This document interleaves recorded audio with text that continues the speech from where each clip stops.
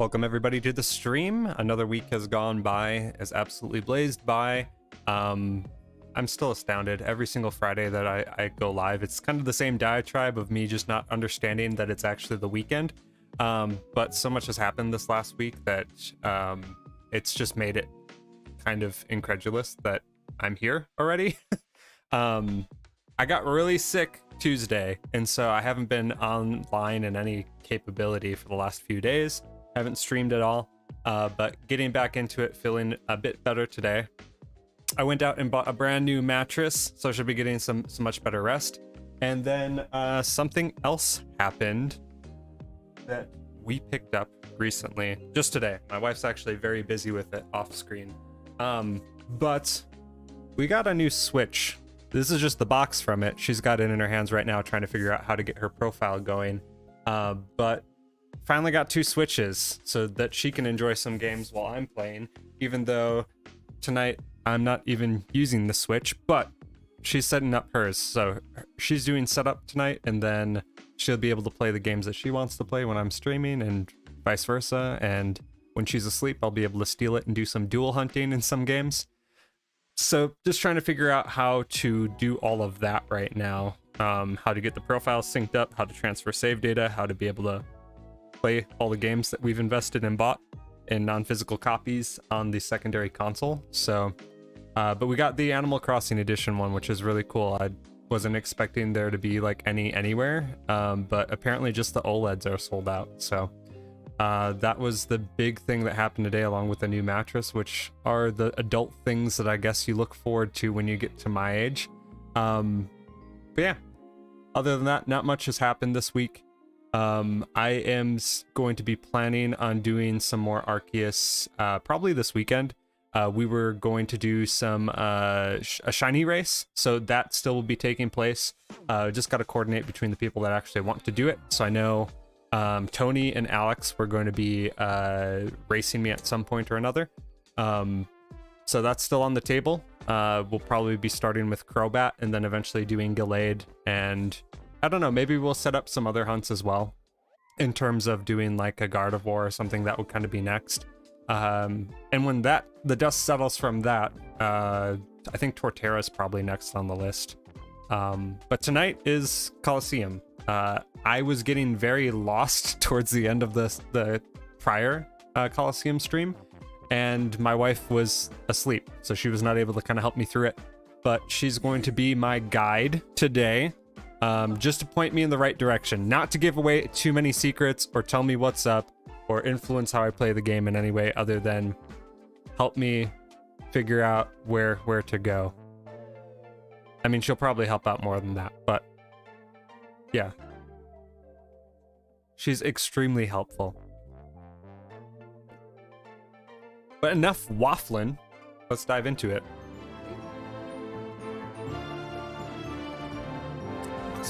By the way, we are at 128 subs, so we are 85% of the way to our 151 sub goal. We are going to continue along on it.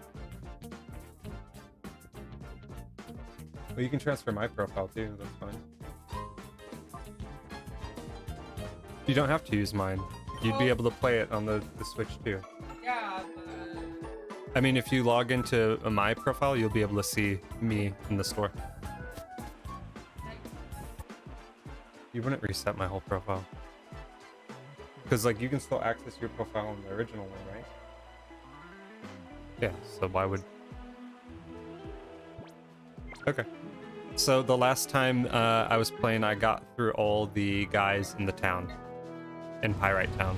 That was as far as I got. So where am I supposed to head from here? I beat all the dudes in Pyrite Town. This is as far as I got. Yeah, we got them all. Hey Chase, how are you doing this weekend? How is your weekend going so far? And I went into all the buildings and talked to everybody. Actually, let me turn off the music here. I totally forgot that was still going. We don't need music in this game because we got the gameplay going. Yeah, we beat all these guys. You can fight them again? no, don't fight him. Maybe I didn't beat them all, did I? I thought I did. Or do they just let you fight them repeatedly?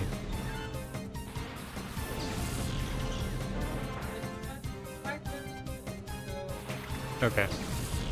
Well, we'll start with this battle while we figure out where we're going.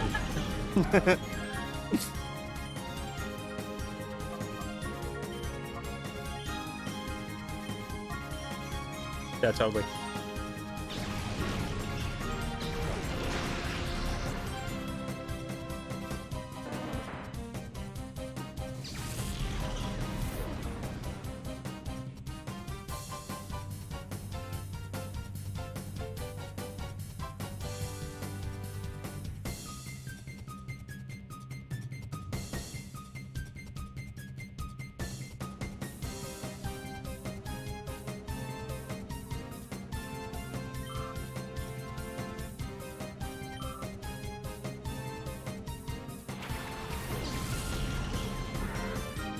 Are you looking into how to get the games transferred, or?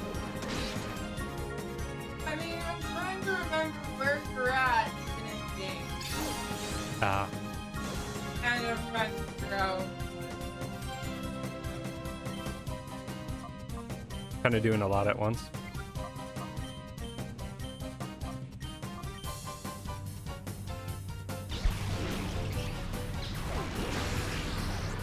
Big damage on Dustox.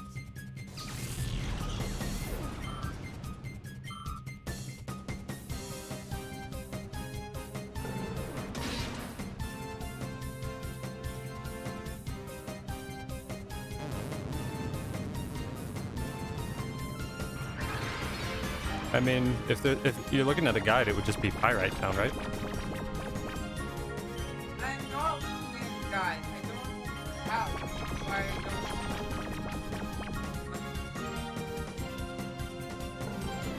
I guess we'll just keep looking. I tried going in like all the buildings and I didn't really notice anything. Unless I have to go back to the jail. Why? Because every time I play it in a very specific way. Like, I don't change how I do anything.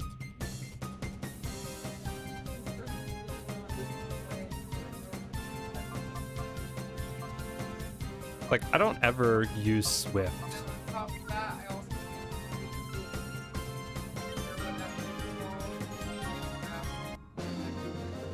Oh, the objective is on the PDA? Well, I guess we'll figure it out. Hey, we got 280. I fell asleep last time. I don't remember anything. Okay. Okay, just like start or whatever. My public display of affection tells me Look at your email. nothing.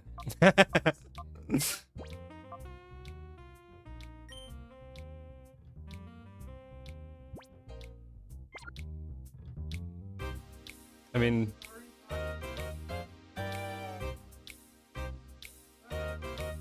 this one? No, that's the said no, that's the It just says no and I go in it anyways. It'd be this one, right?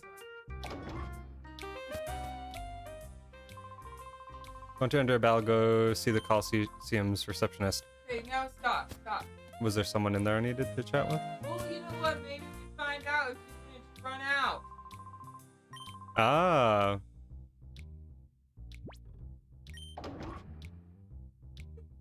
Okay, thank you. Here we are.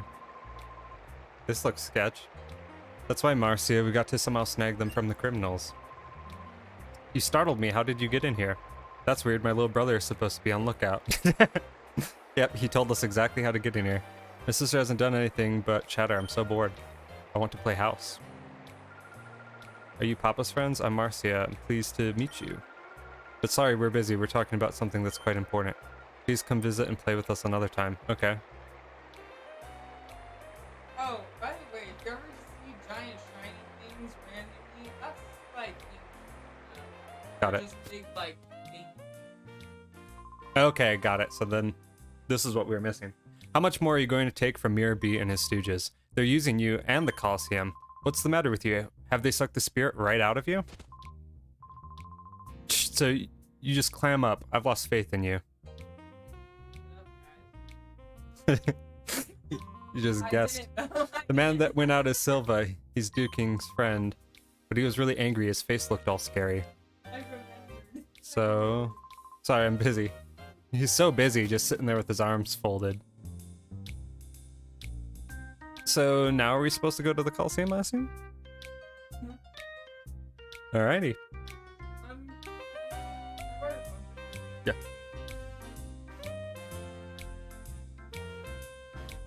Maybe.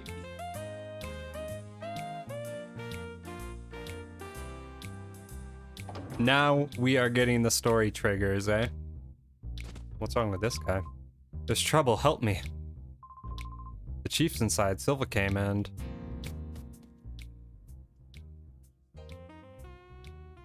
I think so. It like will auto log you in if you check through Chrome. He ripped out and ripped off one of the gears. The Colosseum's going to be without power. The only thing bruised is my pride. It was only Silva, so I wasn't expecting any trouble. But isn't Silva Duking's trusted lieutenant? What is his motive for doing this? That's what I want to know. He was ranting about how the Colosseum can just shut down or something. Sorry to worry you, younglings. Thanks, I'll be fine now. But I need to ask for a favor. Will you hear me out? Oh my gosh. Half There you go. That's not the right one. Yeah, well, that's the one it's giving me. I need you to find that gear Silva ran off with. I'm counting on you, younglings. That's my secondary profile. He must have been driven by desperation. So where did he run off to? They already tell me that and I just missed it? Oh, you can reset it.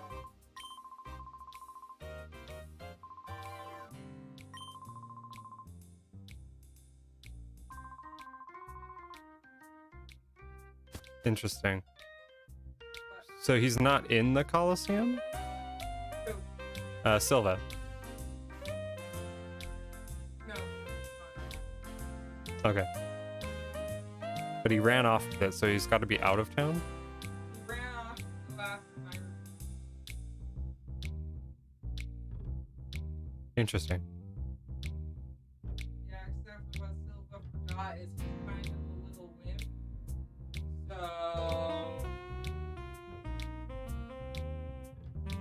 So we're supposed to leave town? So we're supposed to leave town? Yeah, just beat up the dude and ran away. He stole the gear. Oh, he stole the gear? Go to construction. Okay, that's what I thought. Like, I kind of half remember from like watching you play and like getting through parts of this that like you have to go back to the construction lot, but I didn't remember when. I'm surprised you remember anything at all. Oh, there's the gear. That was easy. It's like the weird fetch questy stuff like this that kind of shows the game's age and shows that like, I don't know, it reminds me of how obviously how games were designed back then. It would just have like pointless things like that where it's like it doesn't really add anything other than just the feeling that you're moving between places. Clearly, we needed to go to a completely different city Just to get the gear and then walk right back here for a text dialogue. Yeah. Terribly sorry, Chief. You sure you're okay? Yep, I'm fine. There's no need for all the worrying. Good, that's good. But Silva, this is an outrage. No, I reckon he agonized over this and did it because he thought it right. I can't blame the man for that. Enough about that, Duking. Instead, I think you should look over it there. What you people? I reckon you might be saying thanks, Duking. That's the gear. You found it for us? What amazing luck. Yeah. We just had to go to one of 4 locations. I'll ask you to excuse me for my behavior earlier. You seem to be people who are worthy of trust. You have my sincere thanks. Alright, I'll get you to slot that gear snugly back in the gap where it belongs. Oh, I'll slot this gear snugly. I will slot it so snug. I'm just doing what I'm asked to do. All done. Standing by. Let it roll. Oh, 30 long years of cranking gears. Oh, yeah. Relatable. 30 long years.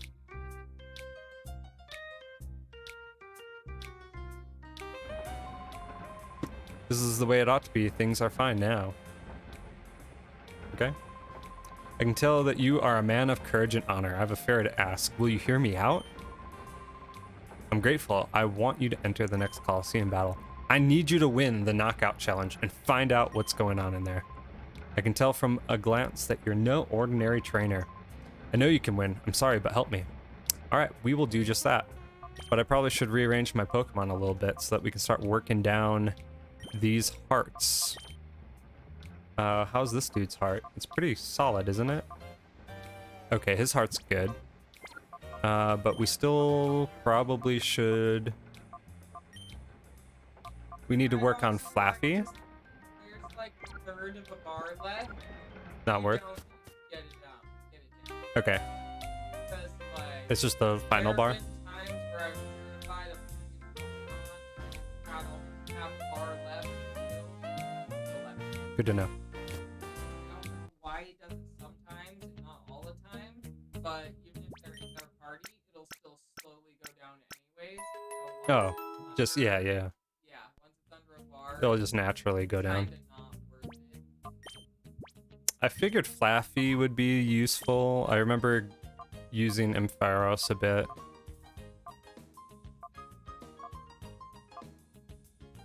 Okay, Skiploom's already pretty far down, as is Slugma. So we don't really have to worry about those two. Sick.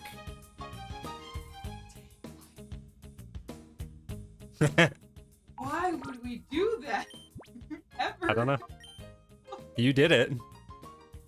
Probably because Maybe I had points or something from buying Pokemon games. that, or like it was already signed into yours. Oh yeah, it was before you put it to the password to make sure. That's fine. Got it. We will be entering with the Pokemon we have now. All right, let's do it. First Colosseum. Sorry, It's the name of the game. You're fine. As long as you're not giving out my password online, I think we're good. I think so. you don't want.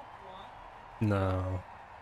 I love my fans, I love my viewers, but I do not love them enough to give them my Nintendo Online account. Yet. Giveaway at 151 subs. Yeah, the Animal Crossing. I picked the worst Pokemon to pair with my, you're fine. To pair with my, Espeon here. Double ground types. Let's go Skiploom. No, electric is bad against ground. Oh, just back. Well, I was talking about them both. Yeah, the. No. It's just like, I'm like, oh, Flaffy's probably a great choice, and it's like the worst possible choice I could have made with my party. Like, I could have chosen anything else, and it would have been fine. I got fans.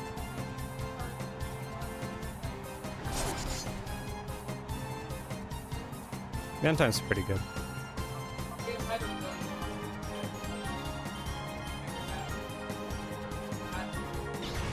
Yeah. I know. It feels good to have that back after playing Arceus for so long. As they should. Mega Drain. Those were things that I learned because at the time, Yeah. Don't poison. Dang it. I mean, he's done anyway, so.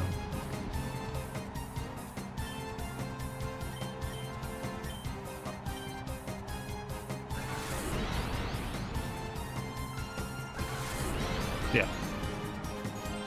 That was something, and like, I didn't know that if you use a poison type, the toxic was 100%.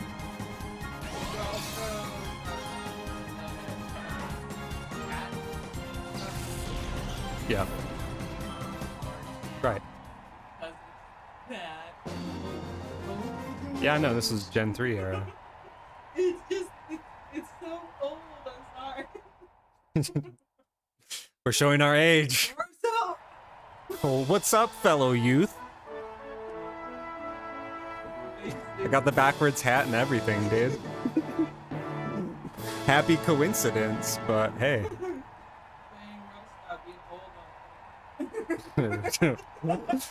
Yikes. It's only gonna get worse from here. Okay, this would have been good to have. Okay, Ampharos can do fine here. So she's going hard with like the psychic types, basically.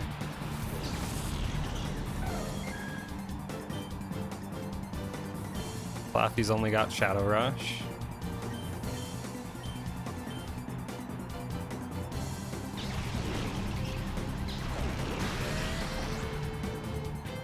I gotta learn this solo.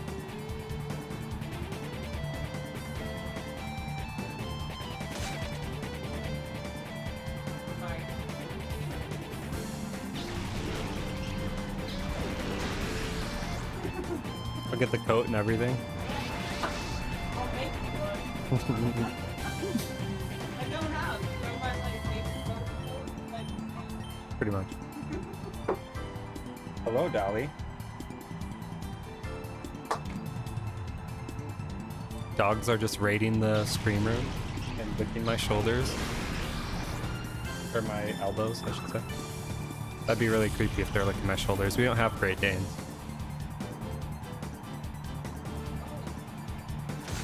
Yeah, she could probably get up there if she wanted to. Cool, so we gained a move.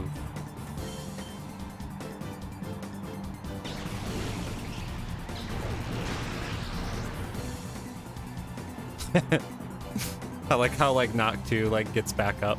It just like rolls around.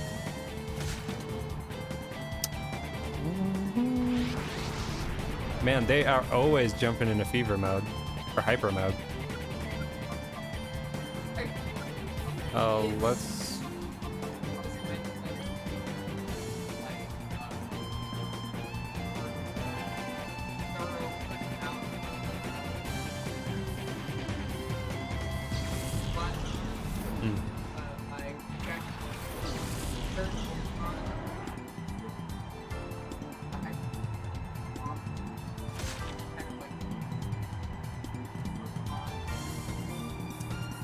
Can't wait to get our the legendaries. I just remember trying to get Entei was really tough. Like, I think the first legendary I saw was really, really tough. And I was like resetting it a lot.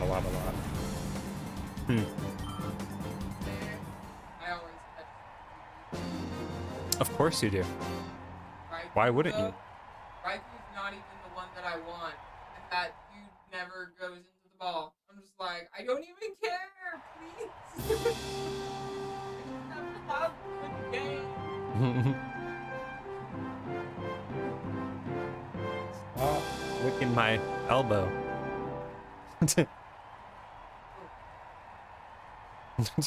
They're just like coming in here and like slowly licking my elbow as I'm playing. For everyone watching, that is not my wife, it is my dog.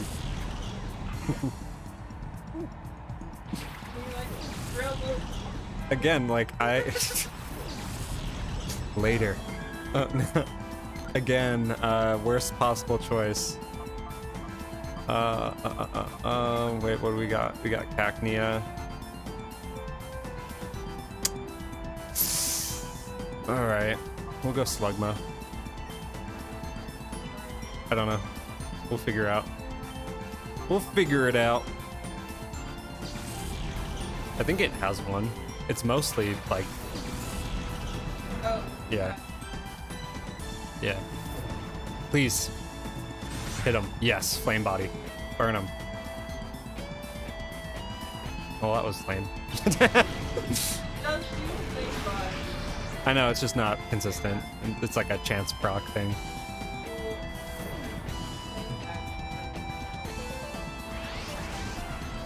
I mean, I know about Gen 3 abilities. Well, yeah, but you gotta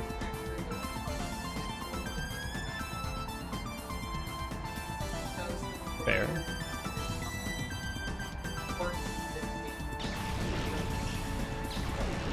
Yeah, I know my way around abilities decently enough. The problem is like remembering them fully, because like I don't know, I haven't played a whole lot of them.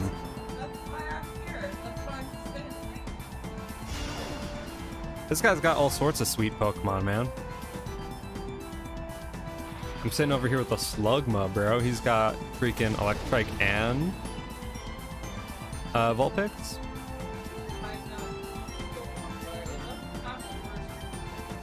Yeah. He's alright.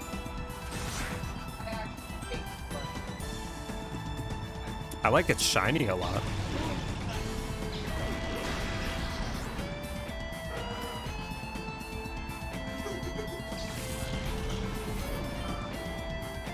That Electrite model looked a little sharp. Yeah, it's very Jagged. Yeah. Oh no.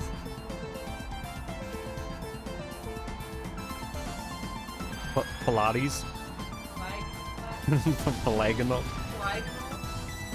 Something like that. Yeah. Yeah, it's face They're too. very shaped. But at least you look at it and you're like, that's a Vulpix. Got his little Swiss roll of hair on its head.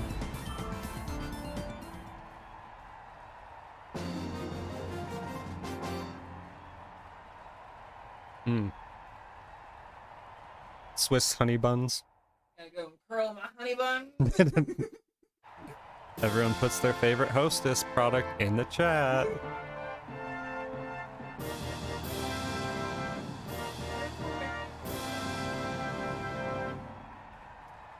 Look at this dude. Whereas, if you can beat me, Master Mirror B could come calling for your services. Okay. So this is just a whole, this is just a multi-level marketing He's like a firm. shiny guy. Yeah. Oh, dude, we got a shiny Merez in Colosseum? Now I'm gonna have to use my Snag'em ball to catch him?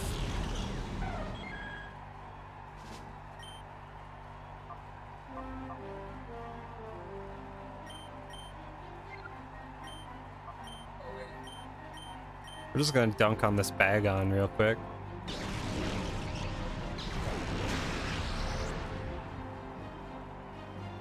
Shadow Rush. Hey, hit him with the Shadow Rush.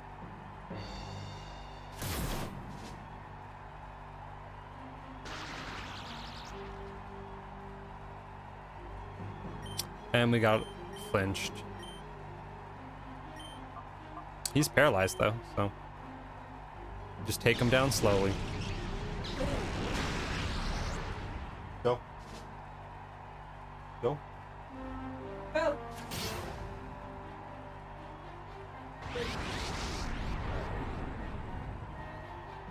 You're off schedule, dude.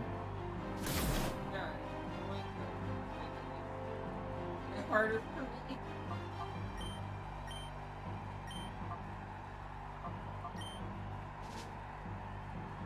Called the Flaffy. About halfway. At least it's not too hard to get their hearts opened up, you know?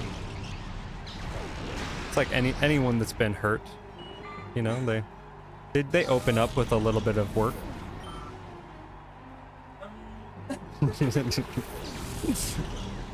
Wife was like, nope. It's been 13 years and that heart still hasn't opened. No. That's more making bad things about yourself. Ooh. Luke's a bad trainer, confirmed.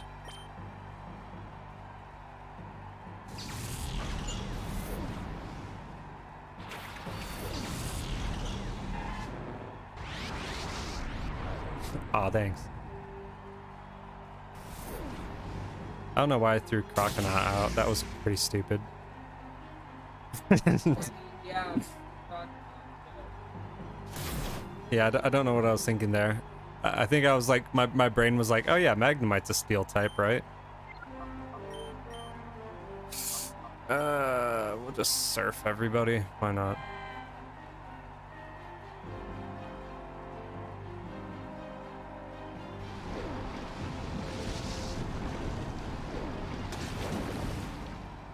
Kind of wishing that I had a Typhlosion. Not really.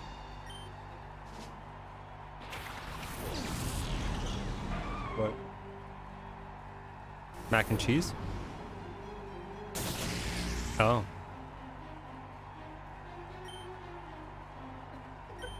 Now I know.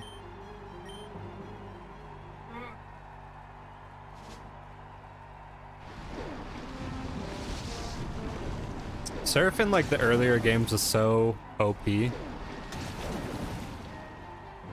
Surf in the earlier games was just so OP. Is because they had the whole like special attacks, I think, were like used differently back then.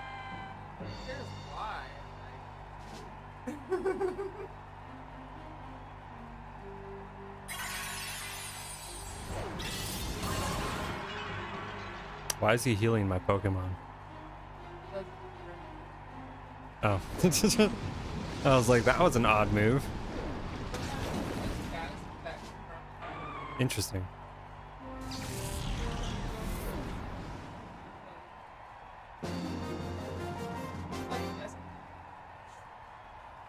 Some kind of strong.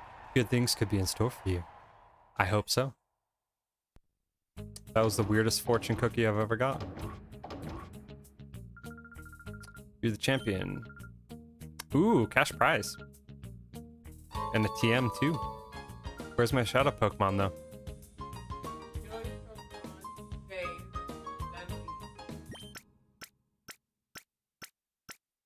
I was like, don't I get a shadow Pokemon from this though?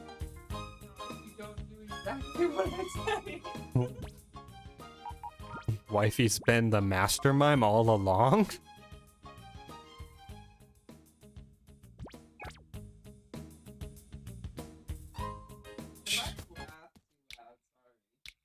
You should be apologizing. You know, it was actually something I noticed today. We finally finished all our accounts for the day, right? Mm-hmm. And so we were just goofing around, and like I was just times that I laughed.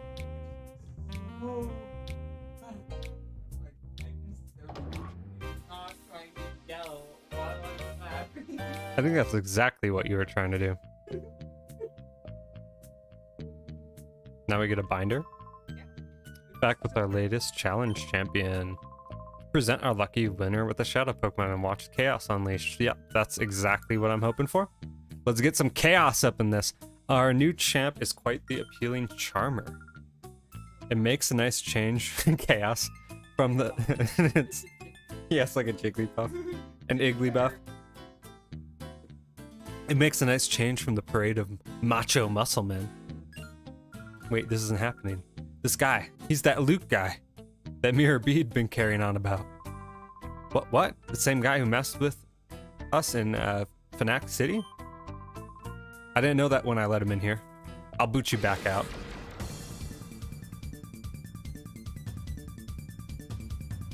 Fnac? Five Nights at Freddy's City? Sister location?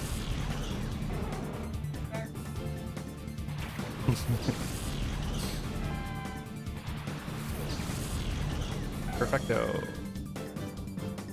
So this one was Shadow, eh?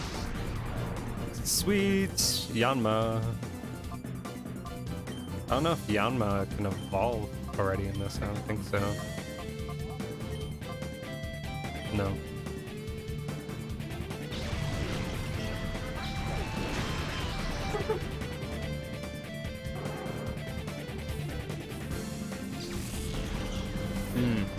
Ha ha ha ha!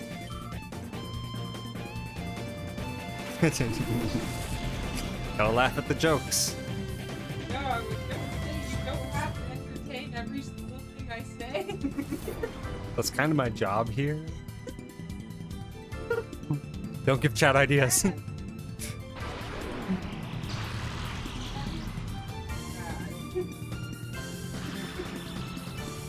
And I couldn't ask for more. 4 minutes before it gets done downloading. You're gonna have a lot more games to download though, huh? Oh. Have to download like Legends on there and... Neat. Watch me Oko this freaking Yama before I can catch it. One hit KO.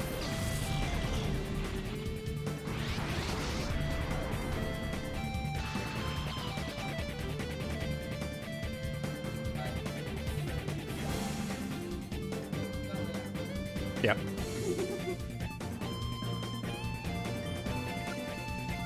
All the Flaffy. Confuse the Surskit. Them's the strats.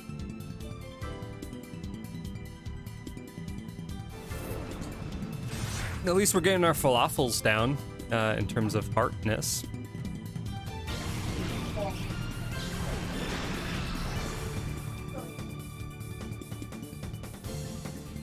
You should say sorry.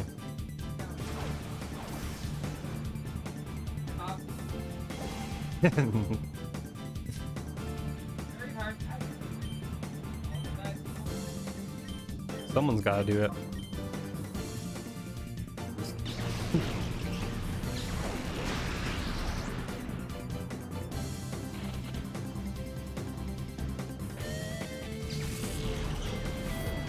Another Surskit down. Espeon's leveling up. Could you stay paralyzed, Yama? And eat a big Shadow Rush to the face, but not too big. Dude, Flaffy freaking running at you like that, though. Kinda spooky.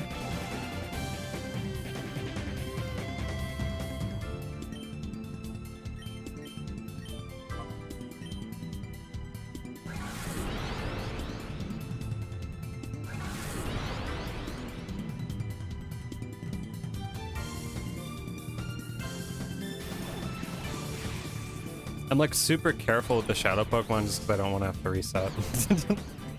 Like I saved before, but at the same time, like I really don't want to have to restart this fight.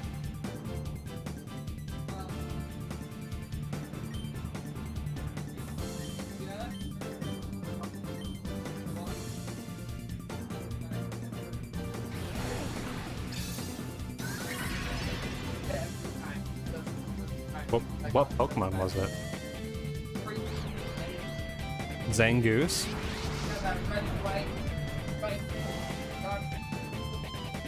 You skipped a Zangoose? Yeah! He wouldn't go in the ball. And I could not take it.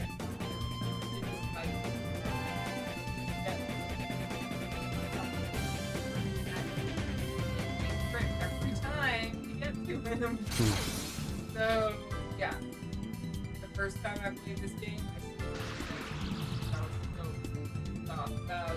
If you want to use one of the controllers, you can as well. If you don't want to play with the Joy-Con.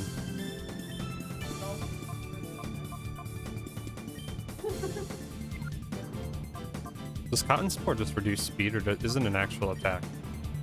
I think it's an actual attack. Are we gonna find out?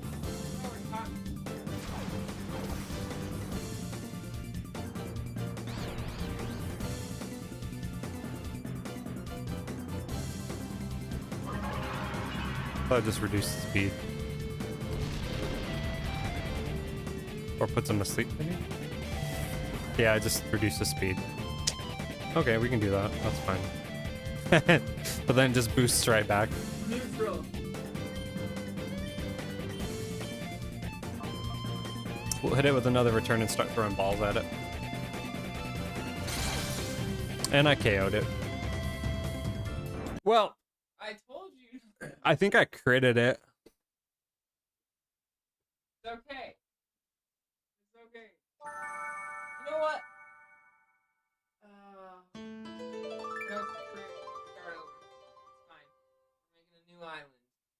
You're making a new island? A new freaking island, and I'm gonna regret it. Are you? Oh, wow.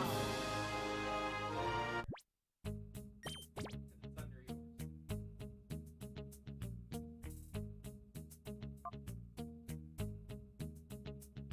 yours. So you can only play it on mine? I think you have to start the island. I mean, if you want to do that, then fine. I don't know. I need to think about it. Or Google some stuff. Yeah. See, this is why. This is why you have to be careful. Because you can't skip this stuff. Yeah. It's like every cutscene could be a Pokemon that you could miss out on. It's like, the cutscenes don't stop. It's like every other Pokemon. All I wanted was one binder. If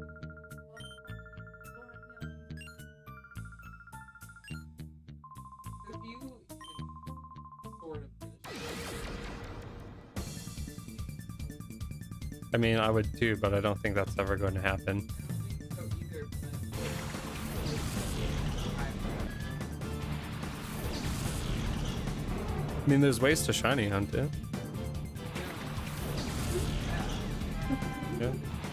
that'd be so hard. Yeah, That'd be the biggest pain. you're not wrong.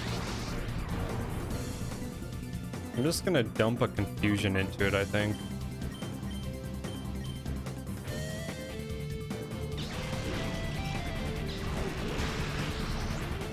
Yeah, we'll just dump 2 confusions into it, that's fine.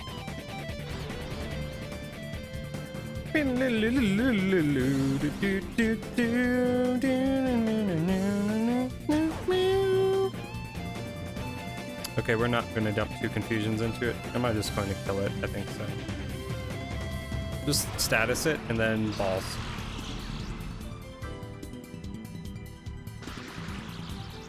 That would start off. I mean, I did too, I think.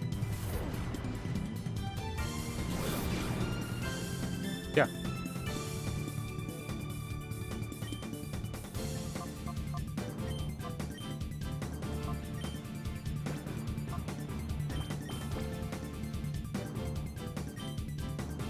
Let's catch a Yanma.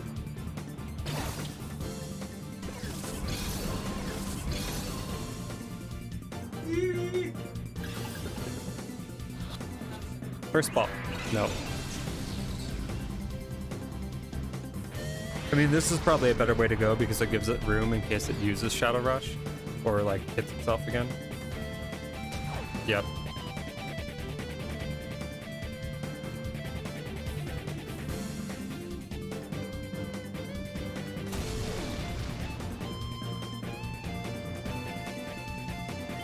I think you should just transfer the save.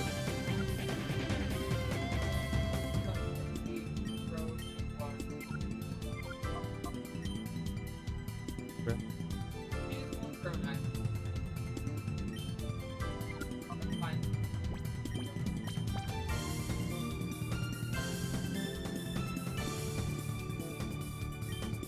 Yep.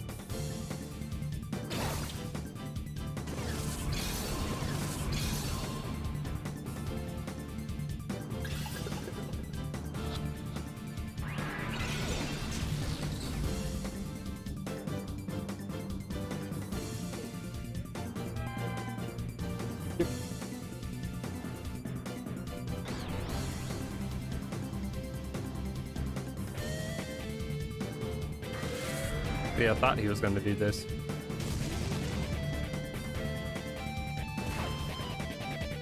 Not too bad on the health, though. And this Pineco is just useless, man. I mean, I always thought it was a useless Pokemon, but it's just kind of proving it, you know?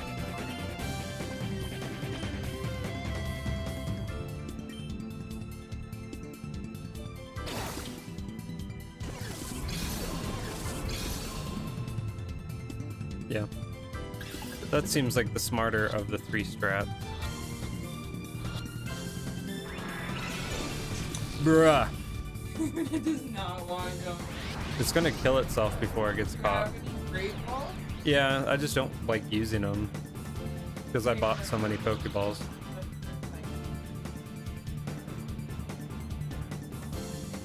I know I can buy more. I just want to use what I got. Cryptid, we are not too far from where we were last time. We beat the Colosseum in Pyrite, and we are just in our first battle after that. How is your weekend/night going? Yama's mouth is weird here. Yeah, it's kind of creepy. I mean, it's creepy in every game, but it does look a little off.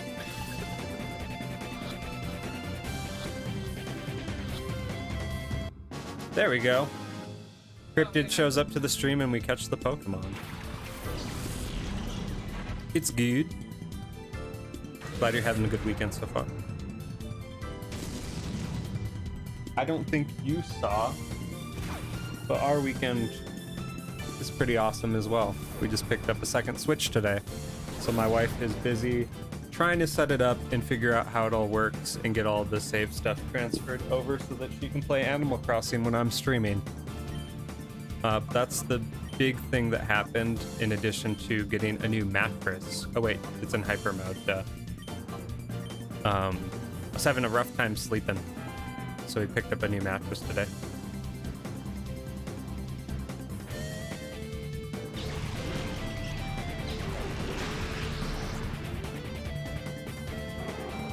I'm really sensitive to that type of stuff, always have been. But I didn't really realize how bad it was until, like, my wife reminded me that a lot of what I was complaining about was the exact same stuff that I was complaining about when I was a teenager. And that's when I figured out that I was diagnosed with scoliosis. So I had a really rough sleeping situation back there too, and like I just had no energy whatsoever and couldn't function basically. So already I can tell that what we got, the setup that we got rolling is way better. So looking forward to actually sleeping again. Yeah, I had to take nap after nap. Exactly. It's rough. Like, sleep just impacts so much, and like I already have issues falling asleep, let alone when I actually do sleep and like it doesn't do anything. And then like you just wake up and you're like, I can't move. This is interesting. This is new.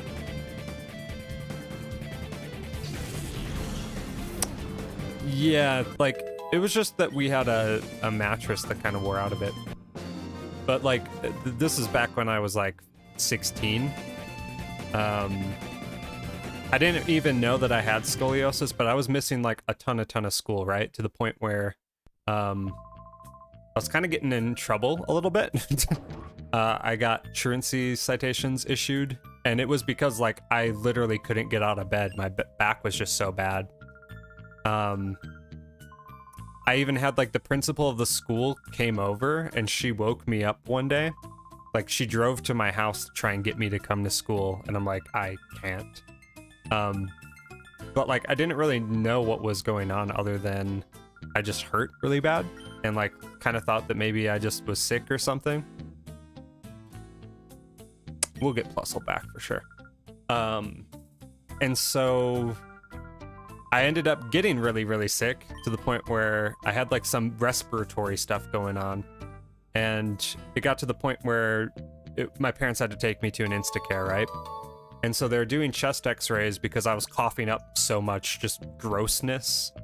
And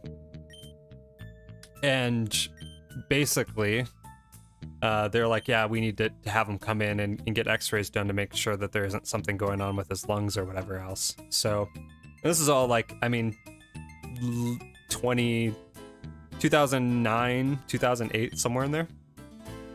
Pokemon Colosseum, you know what's up, Jors. Welcome to the stream, man. It's been a minute. Good to see you.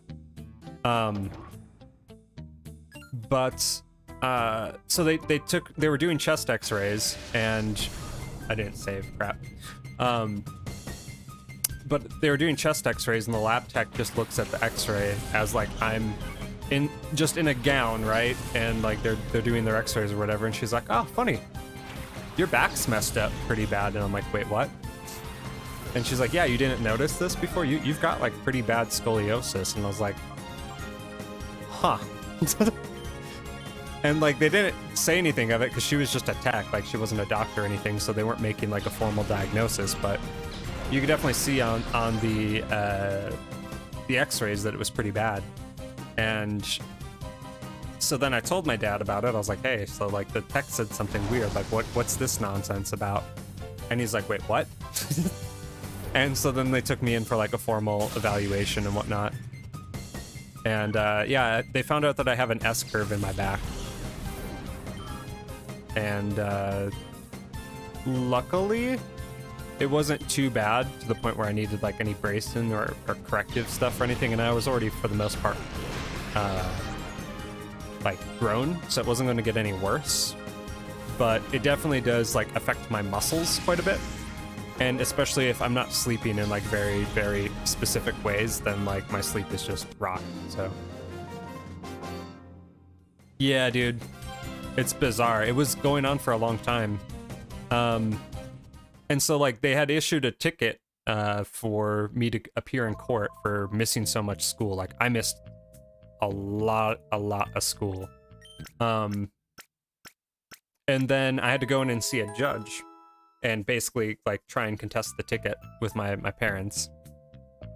And so I went in and basically was like, hey, like this is what's going down, my back's bad.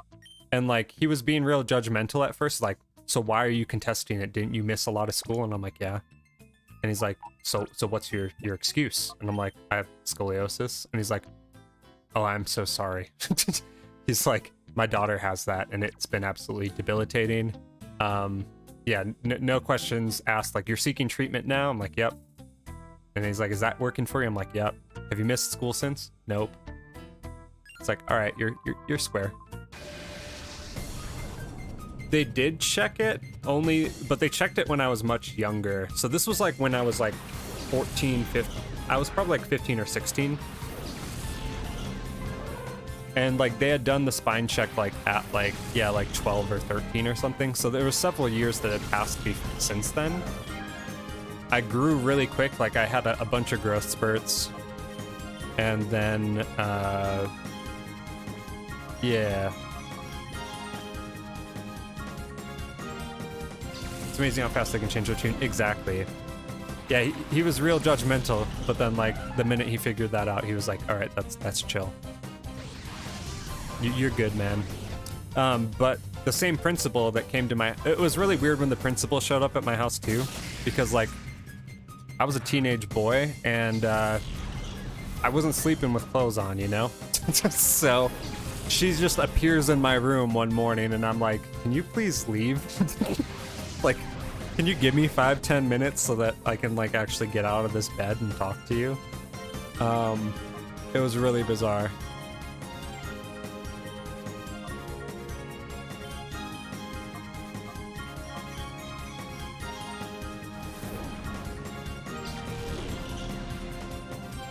Literally every time I got a checkup, they check my spine. Interesting. Yeah, they did not do that for me when I was growing up. Did you transfer the save data? There has to be another workaround. We can figure it out for you tomorrow.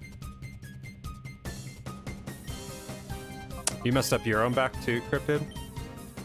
I'm definitely sorry to hear that. I feel for you. Working and binging anime, Joris. The life of a true gentleman. Now I've been doing mostly the same. I've just been working a lot and then trying to just deal with all the back stuff that's been kind of going on, but I'm just like so looking forward to sleeping. I did a bunch of yard work, bunch of stuff around the house. That's kind of been it.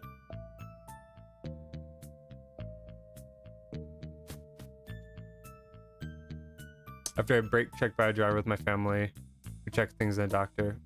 Got it, yeah. No, I had also been in like a car accident as well, in that time frame. Oh wait, there's an item on the floor. I wonder if I can get it. My mom like totally wrecked the car that I was in. I don't remember what we were driving, or where we were driving to. Okay, we can't go from that side. But she totally just like someone pulled right in front of her, and I was in the front seat like minutes before, and like the one time that my little brother was being really cool and really chill, I was like, oh, I'll go in the back seat and like I'll go hang out with him. Like he's actually being cool, and I don't know, I think I was playing Pokemon Yellow and we were talking Pokemon or something. And so like I was like, wow, he's being cool for once, like I'll go hang out with him. So I got out of the car seat, like I unbuckled the seatbelt and like climbed into the back and rebuckled, and like 5 minutes later, not 5 minutes later, like less than a minute later, my mom hit a lady. And I'm like, man, if I'd been in that front seat, that would have been pretty bad. But I just kind of got my head bonked on the seat. But that definitely could have contributed to it too, I don't know. Turns out I tensed up, never relaxed. You can see my muscles pulling my spine in different directions. Yeah, like it's crazy what your body can do after going through something like that, for sure. It was a really bizarre experience. It's just weird stuff like that where it's like, you know, you're in a constant state of tension, and that messes with people too.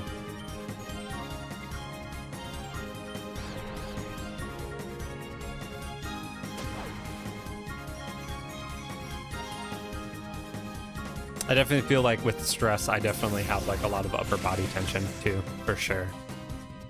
And it didn't help that like I was pretty stressed out for a long while recently, last few years in particular. But always working on taking things a step further and trying to improve things where I can. And my wife has been very helpful today. She's the one who suggested that we go basically out and grab the mattress and everything, so it made that all happen.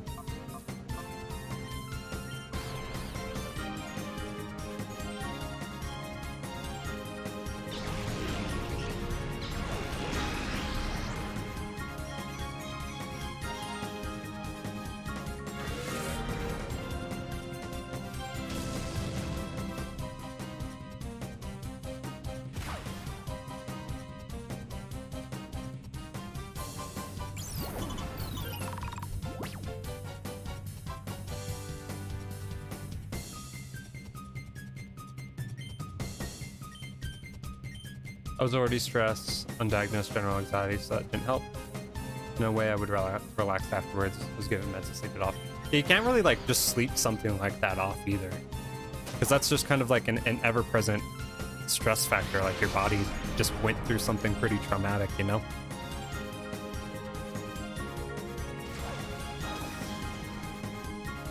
Definitely have had my share of battles with anxiety and all that fun stuff. Figured it out? What was the fix?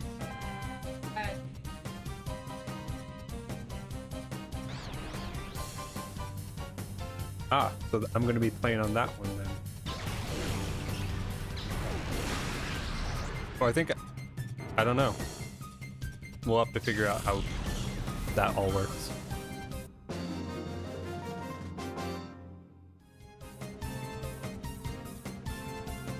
Because I don't know. It's letting you play the game though? Because if you designate the other one as secondary, I should be able to play the other Pokemon games or whatever on it, hopefully.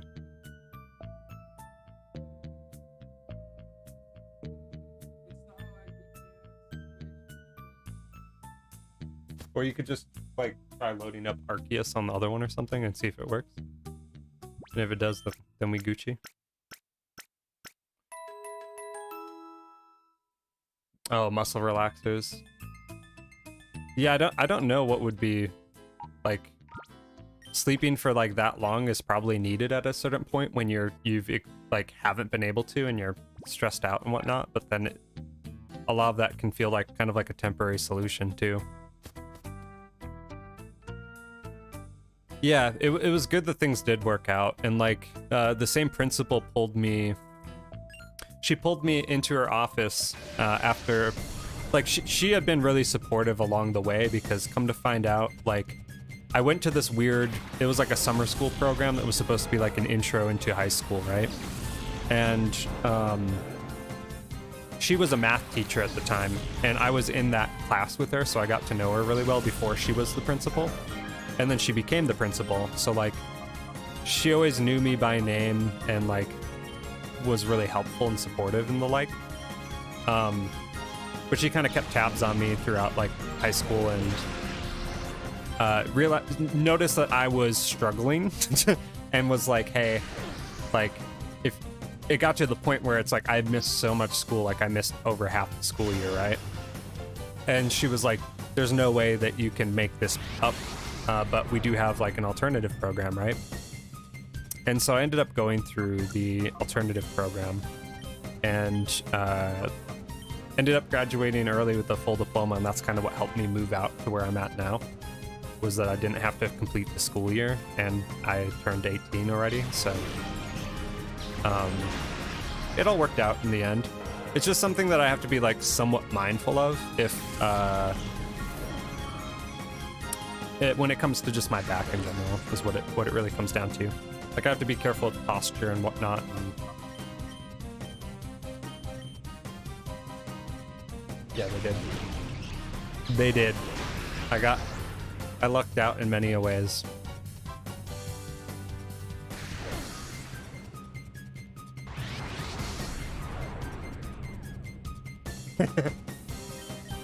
My wife's just complaining about how easy it was for me to get through school comparatively to what she had to go through in similar situations out here.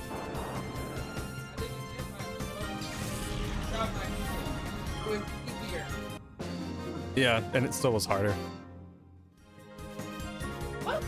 I think it was harder for you to get your GED than it was for me to get a high school diploma through the program that I went through. Yeah. Yeah, definitely. And it was like the same scoring system, basically. Definitely, for sure. Yeah, it was good to be supported in that situation. To have a few people pulling for you, you know? It makes all the difference. And like, I don't think that a lot of what I've done since moving out of like my parents' house at 18, like on the dot. I think it was like a month after I turned 18 or 2. Yeah, it was less than a month afterwards. So like, I don't think if I didn't have like a little bit of support from people back home and like specific people, that it would have been really possible, but it all worked out in the end. I have a firm belief that things do end up heading in a positive direction eventually. Yeah. But I definitely feel for what you went through in terms of like the physical issues and the mental health issues that come as a result of that. That's not easy stuff to contend with. What the frick just happened? Did I shadow rush my own Espeon? Or did it do that by itself?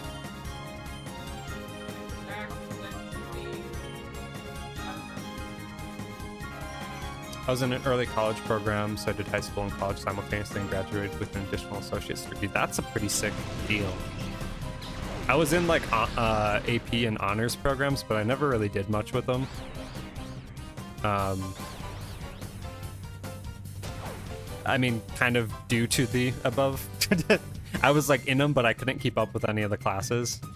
And so I was like, I just need to figure out how I can get through this as quickly as possible. And they had like this weird program where they're like, if you have work hours and you can show that you can like show up and do some testing, you'll be good.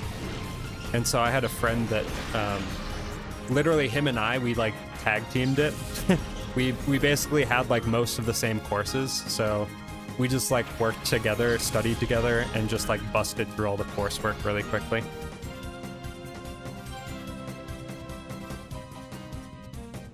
Absolutely, Cryptid.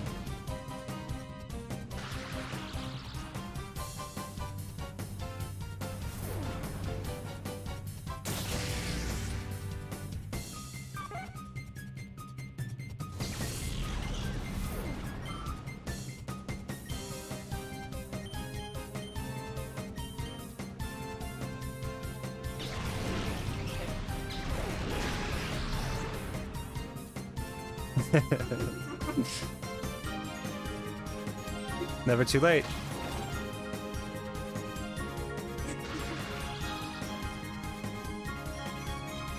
Yeah. When that's sorted. Yeah, we'll see. Yeah, that's already got it sorted. Yeah.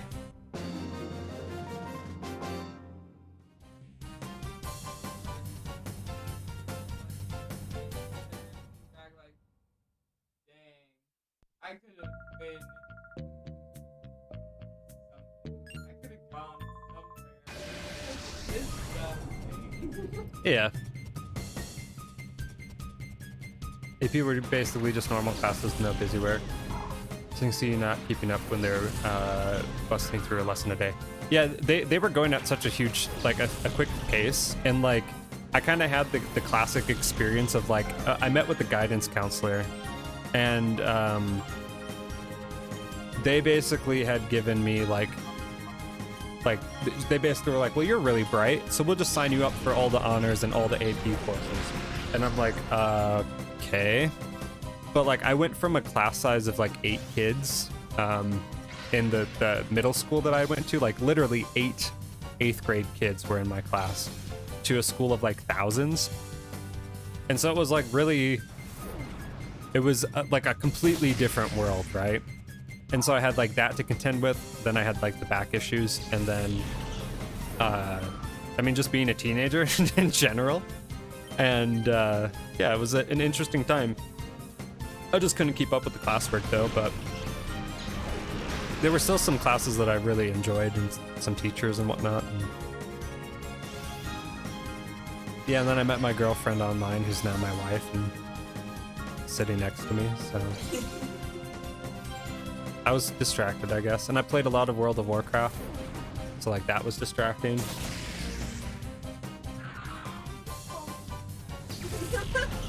I mean, you were a good one. You were the most worthwhile distraction compared to World of Warcraft. Aww. And then oftentimes we oftentimes we were playing World of Warcraft together, so. Yeah, that's true. We were usually playing together. Yep. Like, I think there was a point there where really the only times we didn't play together were like those times it was the offset hour, those time zones. Right.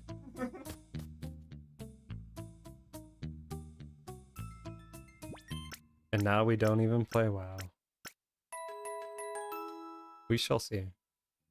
Yeah, I don't plan on. Even if the next expansion's good? You know how good it would have to be for me to What get if it- excited about that again? Like, I loved that game so much. Then it got ruined. Okay.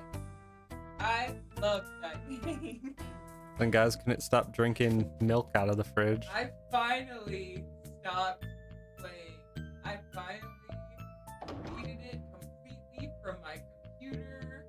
I'm not even excited about, like, you know, things. Like, those things over there, like the merchandise. Sorry. The merchandise.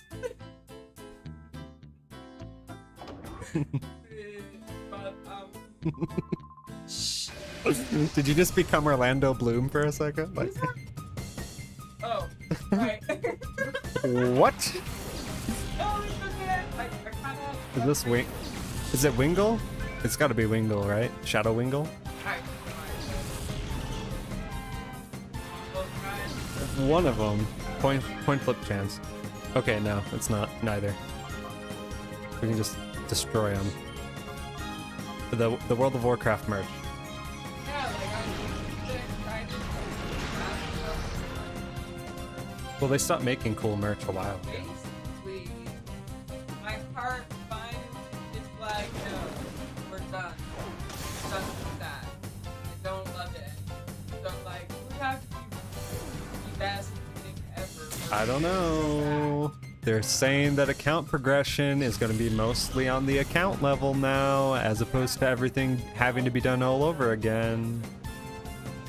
They're making more things like account wide so that you don't have to keep doing the same grindy, stupid stuff on your alts. So they're making it more alt friendly. Yeah. You got talent trees coming back. You already told me that with them. You get to play Dragon Tales. No, the Barbie and the Dragon. That's what they look like. They look pretty crazy. I just realized the style reminded me of Final Fantasy VII, maybe a little bit less polygonal, but the answer is satisfying that itch. Yeah, it's totally.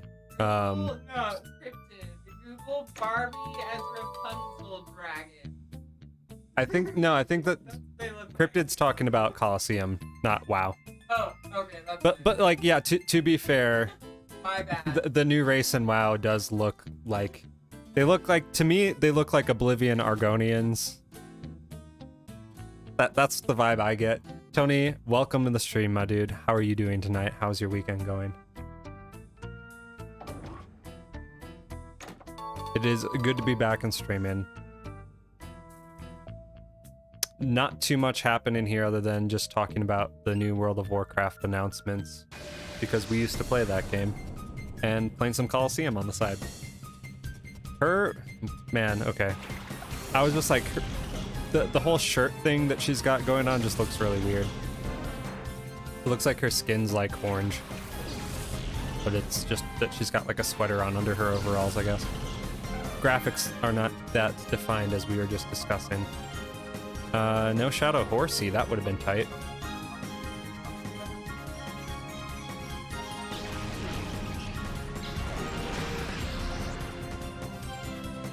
That would make sense.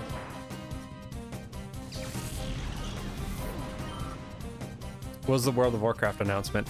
They announced a new expansion, and they also, I guess, are announcing a mobile game. I haven't checked into that, but I've seen like some videos, titles hinting that.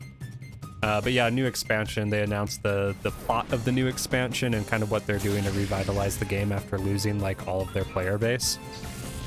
They had like a total of like 6 to 8 million subs in the start of Shadowlands, and like they're down to under 2 million now. After all the controversies hit with everything bad that happened with their company and the lawsuits and all of the craziness that ensued with Blizzard.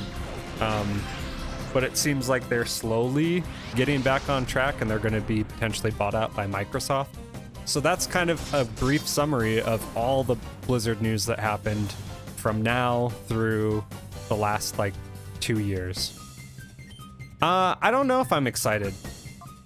Like we both, like the whole reason that like I rebuilt both of my computers was to play Shadowlands and play the new expansion, because our PC specs were not going to cut it. So we spent a lot of time like playing that game. That game was like the foundation of our early relationship. Like I bought her the Burning Crusade so she could make a Blood Elf and so that we could play together. And like she was playing on the worst potato, like almost Windows 2000, like barely operatable. Yeah, like she was playing on the worst potato PC ever, but like that's what we would do together. And so like I was kind of excited to play Shadowlands again with her and like us dive back into the expansions and get our PCs up to snuff. And spent a lot of time doing that, only to kind of get disappointed with the way that they had things set up in the game. But now they're like kind of being like, we were wrong. But it's like a kind of a little bit too late. I spent a lot of time instead playing Final Fantasy XIV instead of WoW, and like that game is just so much more fluid in my opinion, and like had so many more improvements from an MMO standpoint that it would make it really hard for me to go back. But like there is always the nostalgia factor, and like having your characters there and having all your memories there, and having like memories of us playing together there. There's always going to be that part of me that wants the game to be good again. And I don't know. Like, I just hope that this isn't just more of Blizzard letting everybody down. And like, I hope it is more of a return to form for them and kind of a new era, so to speak. But we'll see. I'm not gonna spring for it like early on release or anything. But I'll wait for the game to come out and for like people to play it and tell me what they think about it, and we'll go from there. It's nice talking to you. I've been doing all right. Lost my voice doing nothing. Snagged an alpha shiny Motham about 5 minutes ago. Dude, it knew we were streaming, so the luck started flowing. Congrats on the alpha Motham. That's a really good one, dude. I've been wanting to go for that.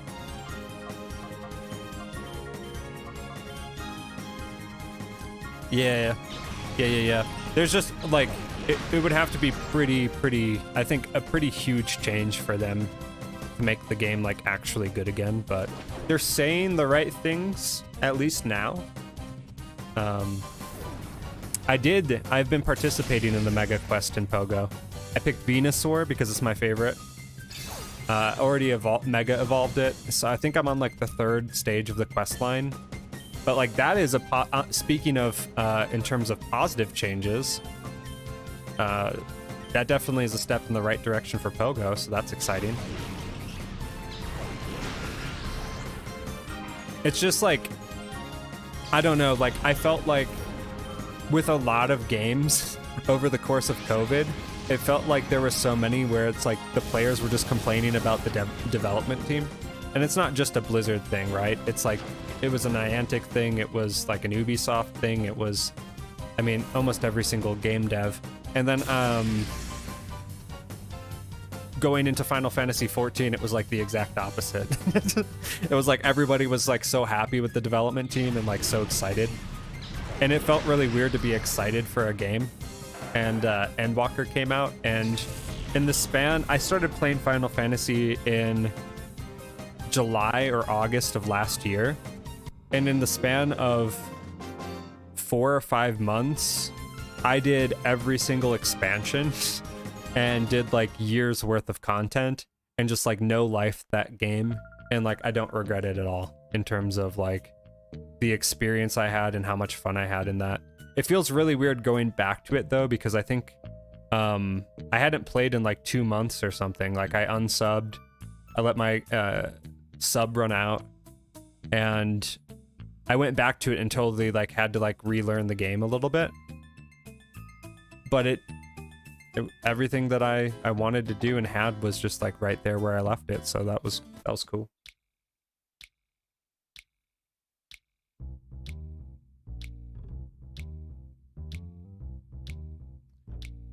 Yeah, exactly. Held off on choosing a path until the min-max or release, the best option. I always kind of like, I don't know, because it feels like to me like the only difference is that you get more mega energy, but I already had like a ton of that stuff saved up for Charizard anyways. So the only one that I really don't have the ability to like get up to the same level quickly would be Squirtle. And I don't think that Mega Blastoise is going to be that much better than the other two. But yeah, the hyperfixation, yeah, like, and that was also the time frame in which I was like also down and out with surgery, so I didn't really have like a whole lot to do. So I just kind of played a ton more Final Fantasy. And going back to it, like, I've been waiting for bigger content drops to hit, and like they just did a big patch, I think. But like they would release like a new raid, and I really didn't care because like I'm more of a casual player and like a solo player than anything. So like a big raid or trial or something doesn't really entice me as much as like quest lines and class abilities and I don't know, stuff like that. So I haven't really had like a reason to go back because I kind of got to the point where I was like, well, I just have a bunch of grindy things to do. Like I could do relic weapons, I could level more classes to endgame, but like I already had like 6 of them or so at endgame, so it was like that really wasn't that much different.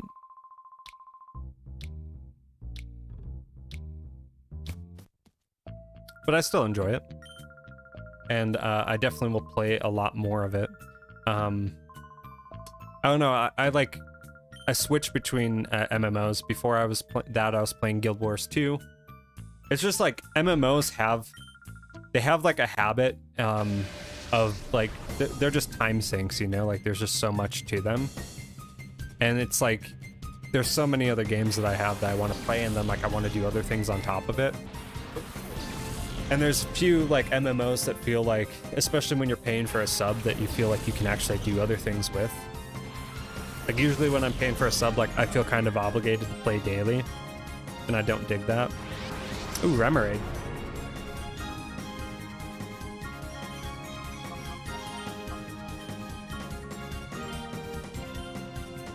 We'll take it.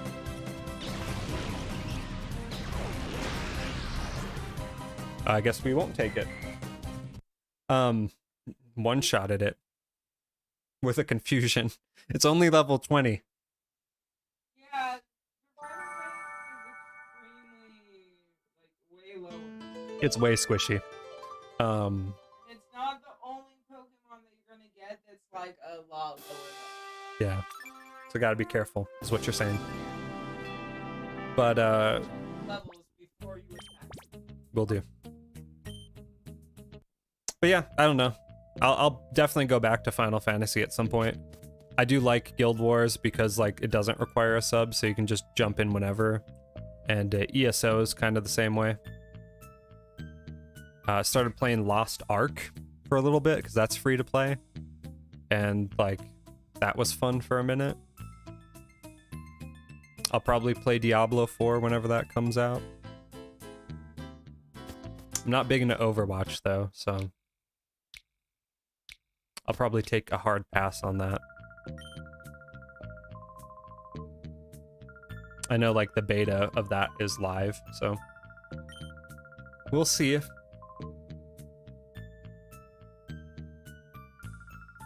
but Diablo 4 like I'll probably play. Probably definitely.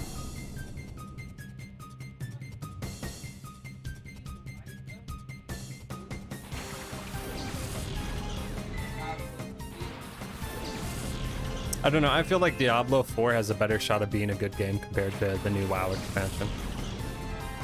Like Diablo 3 was still a fun experience for both of us. Yeah.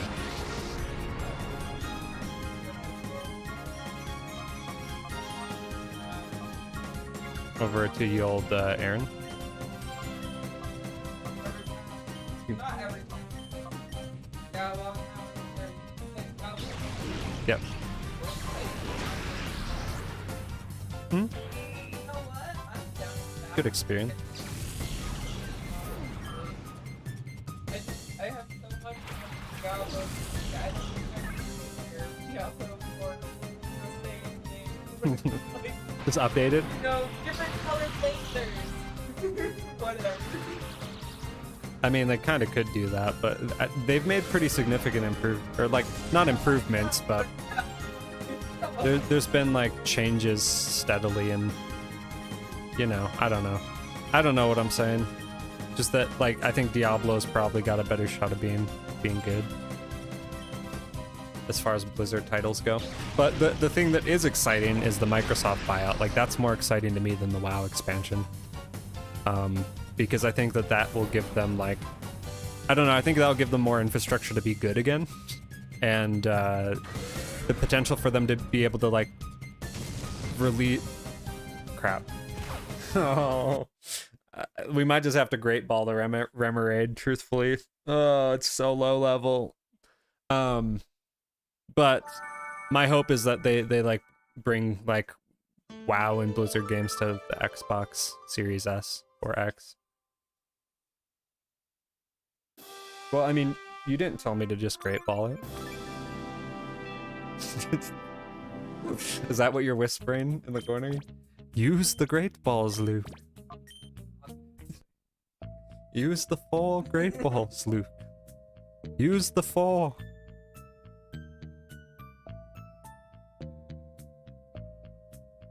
Seems that masses have determined that Mega Charizard Y is the best option for battle rating, based on its CP potential is the highest. Sick. I'll keep that in mind.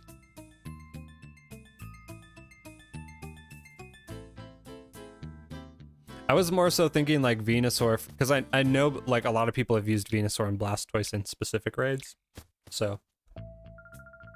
But it makes sense that it would be one of the Charizards, because they have the 2 types and such. I always like the Charizard Megas.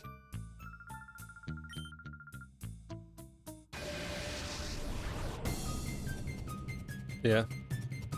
But like the part for me, I guess, is like usually there's very few instances where I've been raiding where like a mega has been absolutely needed, you know? Because usually it's like 10 to 15 people with like good counters, and they just like tap the screen until the legendary dies, you know?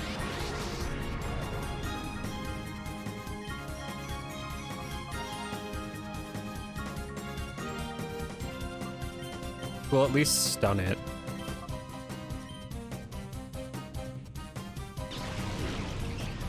But I went with the gut call and was like, Bulbasaur is my favorite, so anytime I get a choice between the 3, I'll take it. Yeah. Like, for the longest time, I didn't really understand the point between dodging, because I'm like, you are losing out on, like, charged moves. Like, I'm gonna just spam charge moves until it dies.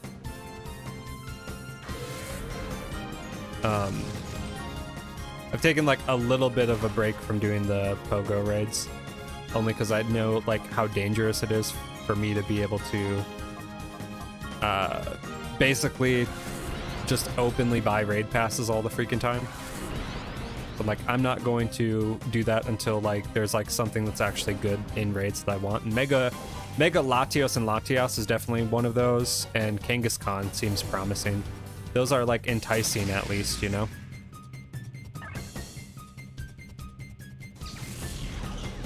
But the Weather Trio, like, doesn't really... I never liked the Weather Trio, so the fact that they're in raids, like, isn't of too much consequence to me. I'll still do them to help out and such, but if it's something that I actually really want, then I'll like try to go out of my way for it. Maybe I'll even go to the park a few times and send some invites out to people from that. Hey, we got the Remoraid. 3rd time's the charm.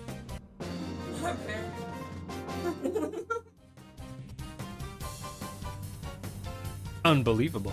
I know, it's unbelievable that I caught it. My Pokemon couldn't muster a thing. You're no ordinary trainer. Were you hired by Deer King as his bodyguards? Let me warn you, if you mess with us, you better be prepared for the consequences.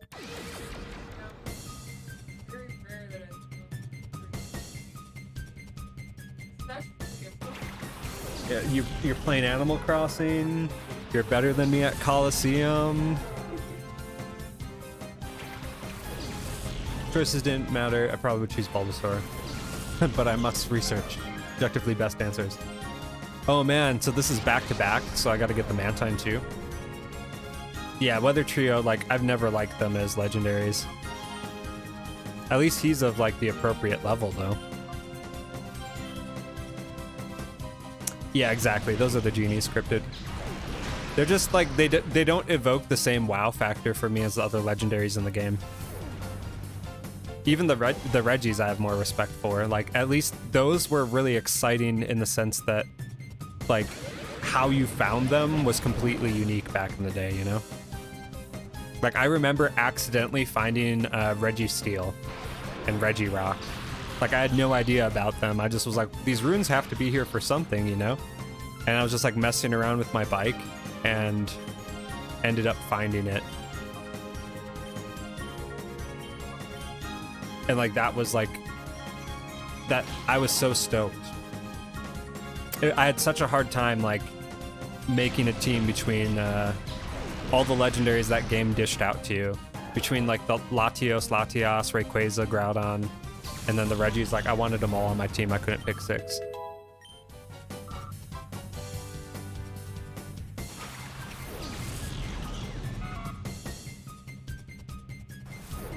Please don't tell me you're gonna Thundershock. Okay. I was like, don't Thundershock the Mantine. We are not going to reset a third time. Fourth time. Okay.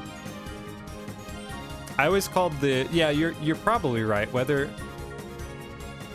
I always referred to the genies as the weather trio for some reason.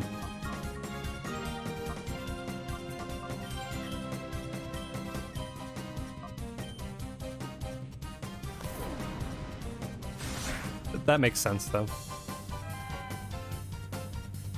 I could probably surf it and not do too much damage, right? Kami trio. Okay. Thank you for correcting me. I'm learning. Yeah, I don't like the genies. The weather trio I love.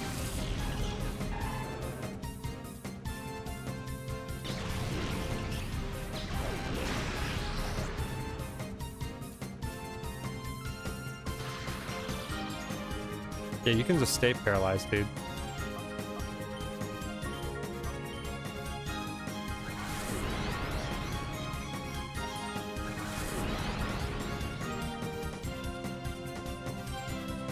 Like, if they brought Rayquaza, Kyogre, or Groudon back, I would do all three of those. And, like, still enjoy them. I have a perfect Rayquaza, too. I'd still do it.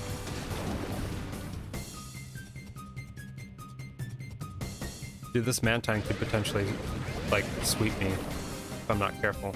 I think I'm gonna actually have to hit a few Espeon moves on him. So... we'll bite for it. We'll hit Mantine with Confusion.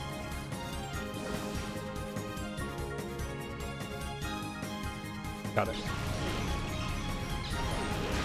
Is that letting you make a new island? Is it just dropped the save data over? Interesting.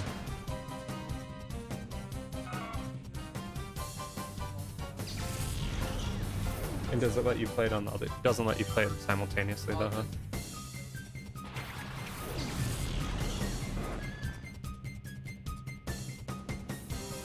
We'll play with it. Espeon down. My least favorite group of legendaries are the super rare weird looking ones I forget about. That's probably the Reggies.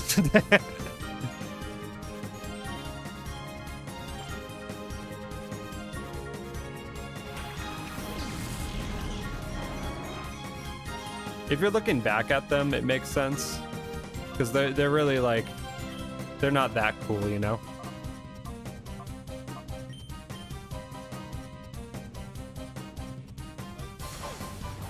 So not the Reggies, but you say balls?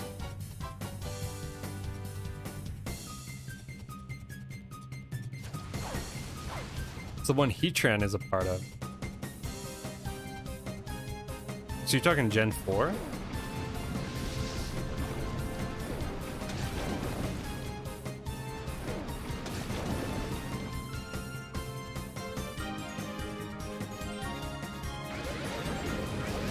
Interesting. I'm trying to think of like... So you're talking like Cresselia and that, right?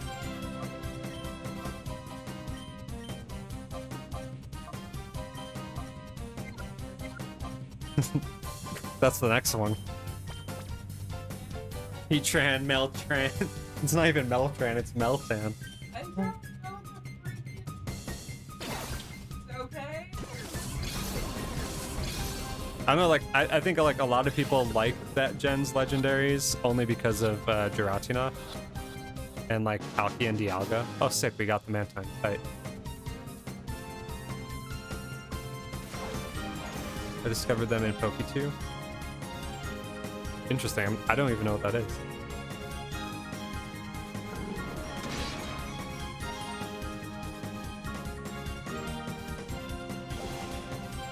I definitely agree though, like Heatran's kind of underwhelming. Never liked Heatran.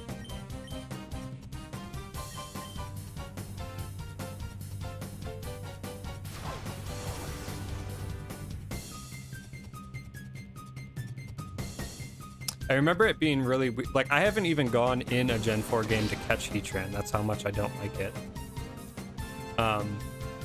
But it was like one of the only gendered legendaries that lets you use cute charm on it, so that was kind of interesting. But really easy to get shiny, and I have like 3 or 4 cute charm Gen 4 games.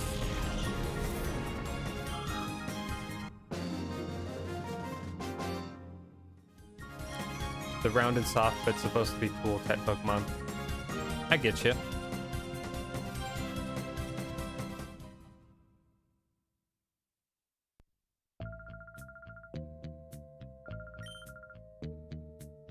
There was just like a feeling you used to get with certain legendaries, you know? When like you would encounter them for the first time, like the first time that you found like Ho-Oh or the legendary dogs or whatever. And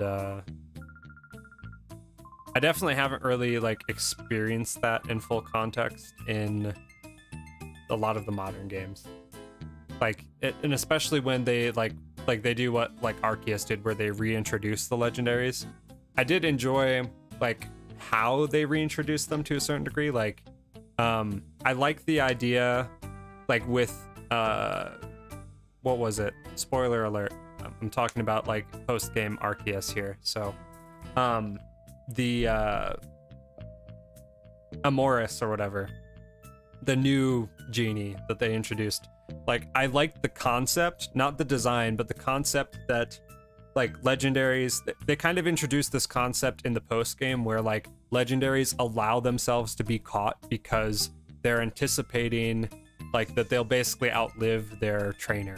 And so it's like they agree to be caught, not because like they're just stupid Pokemon and you happen to get lucky on an Ultra Ball throw. They allow themselves to be caught because like they're looking for the best trainer for them to enjoy an adventure with until they like outlive that trainer, and then they break out and go into the wild again or whatever. And I thought that was kind of a different take on the legendary theme that they haven't really done in prior games. And like the whole like there being multiple legendary birds and like now regional birds, I thought was kind of a cool touch.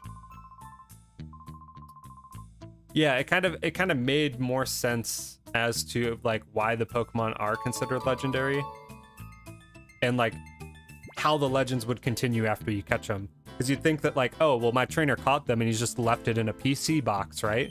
But it's like, no, they're allowing themselves to be caught and be contained because they trust you and because you've proven yourself, and like it adds a little bit of depth to the experience. Guy who's guarding the cave's entrance. Okay. So now we have to go into a cave. I also like the concept of old legendaries that no longer exist.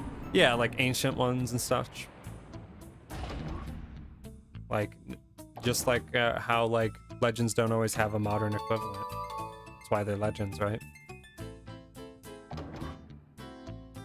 So where's this cave that they speak of? Oh, it's in the basement. Not necessarily Pokemon itself, but Celebi and how it exists all the time. Yep. Time traveling. It's not necessarily unique to Celebi, but in the same way it was one of the first Pokemon that was like, you know, multi-dimensional or whatever you want to call it, you know? Right. And it made a big difference when it actually, you know, had a kid who got taken to a different time period, and like that threw me through. Like I was like, what? You mean that kid should be like 60, right? What? And then our kid, like in the Hisui region, I don't know, maybe he'll come back. People are theorizing the next game would have that legendary. Or 3 Unova legs split from. It would make sense. I mean, like, I thought that Celebi would have been the most obvious choice for one of these games just because it time travels. Like, Right. it would have made a lot more sense if the start of the game wasn't just so vague and like, oh, like, you just got sucked into a time portal. Like, what if you were like in modern day Johto, you go to the shrine, of the forest to like pay your respects or for some seasonal event thing, and like Celebi pops up and takes you through a time portal, right? And leads you on the adventure. Like that made a lot more sense continuity wise than literal Pokemon God sends you into the ancient past and gives you a smartphone. But I don't make the story.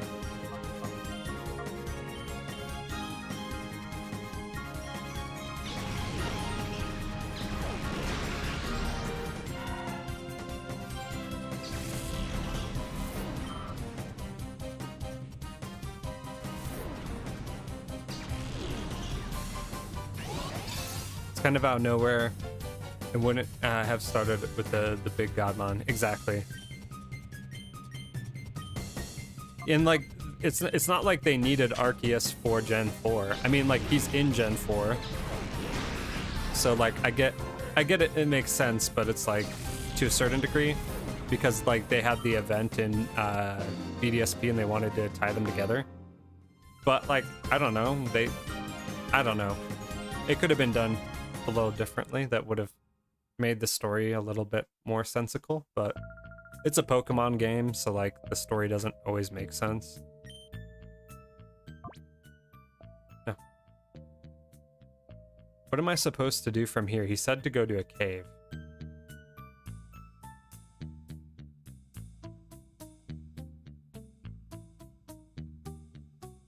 That doesn't open from that side. Like, I want to say I recall we don't have to leave this place and come back, do we? Now that we got to the top of it? Wait, no, not. Yeah, and now it's telling me to go to a cave.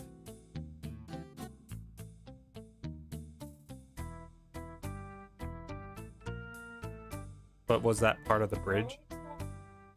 I think it was the bridge on the top. Like, there was a guy blocking the way, right? He's probably gone now.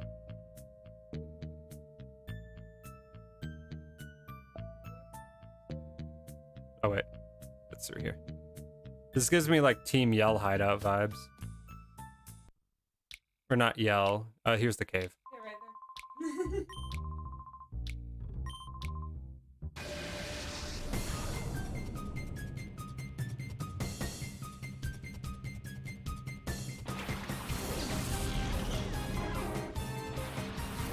there. Are you talking the Swords of Justice? Like Virizion, Terrakion, and Cobalion?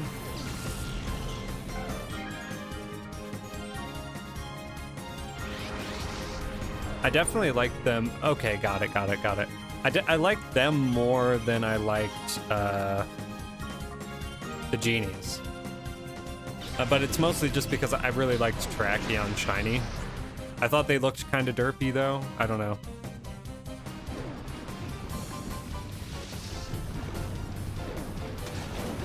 I didn't really like pay them much mind. I shiny hunted them, and I think I got all of them except no, I did get Cobalion. I got all 3 of them, and I was like, all right, I'm done with this in Ultra Sun, Ultra Moon. So soft, so rounded. Yeah.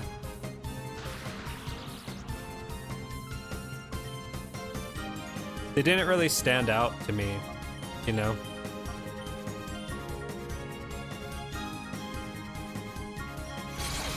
It's basically just the same thing as I was describing earlier, where it's like, I don't really feel like I've gotten a strong sense of why they are legendary. If anything, they kind of just like reminded me of the legendary dogs, but like different a little bit. And that was weird.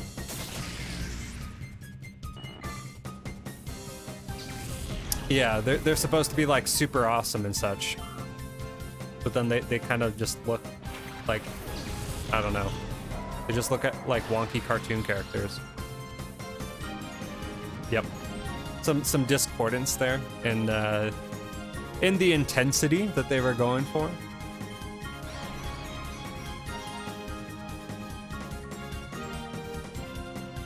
I feel the same way about some of the mythicals though too. But like, to be fair, it feels like the mythicals are definitely more along the lines of like a, I don't know, like a movie plot device.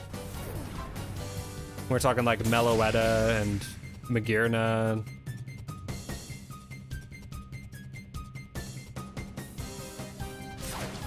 And then like Jirachi and Celebi and those like kind of just feel like they're I mean they're pretty closely, it feels to me like they're closely related to Mew. And so that's kind of, I don't know, it was like every single like it felt like for a minute there like every single mythical almost for the little bit seemed to be like psychic typing or something, you know?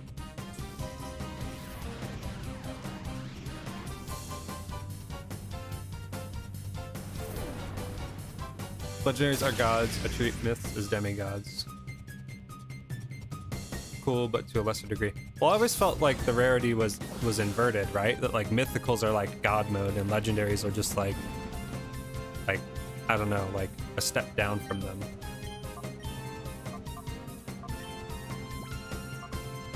Which kind of felt weird in certain regards. Because like some of the legendaries are way cooler than the mythicals.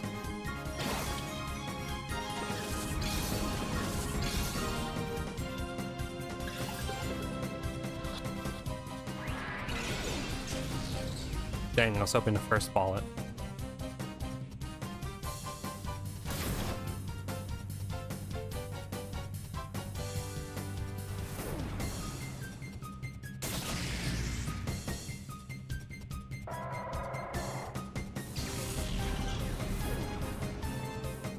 Yeah, it's definitely odd. I mean, it like kind of makes sense, but it kind of doesn't. Because like obviously they would want the cover legendaries to look really cool because that's what's going on the cover of the game, you know.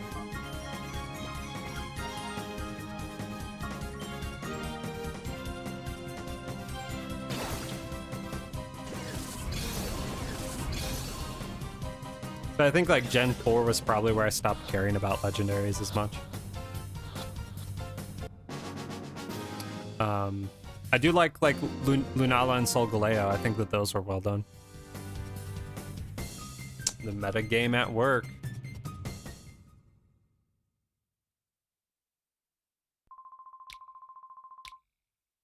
Want to go through? Go right ahead. And I guess I did like Xerneas and Yveltal, despite me thinking that they looked like really derpy at first. They grew on me.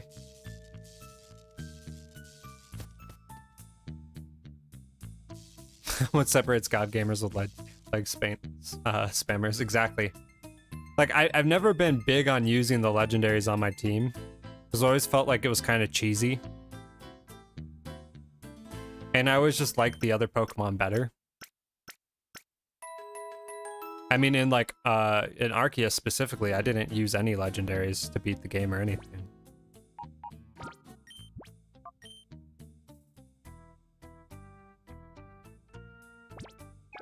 I didn't want to. I don't know if I will here. The hand wings weirded me out when I first saw them. The shiny is also weird because it kind of makes them look like bacon or meat. But like I played more X than Y. And the annoying thing is that the copy of X I got was so heavily played that like it doesn't always work when you load it into the DS. So it was like this weird like I would have this experience where I'd have to clean the cart a lot to get it to work, or then I would have to like reinsert it a bunch to get it to load up. And I put so much time into it, like hundreds of hours into that save, that like every time that I loaded it up, I always like had it in the back of my mind like this is going to be the one time that I load it up and it doesn't work anymore. And I was just like so scared. But I'm pretty sure it still works. Pretty sure.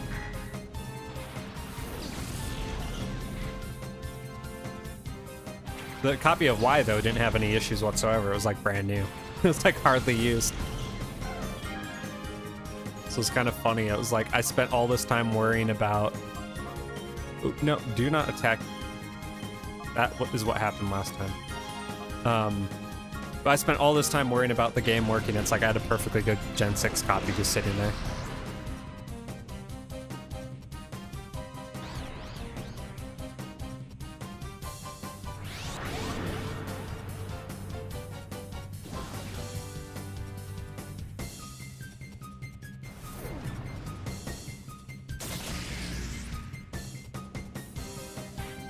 Yeah. It's like, didn't make sense. I started a Wonderlock in that game. I can't remember what my team was, though, and why. I'll figure it out at some point. Maybe I'll do a playthrough of it.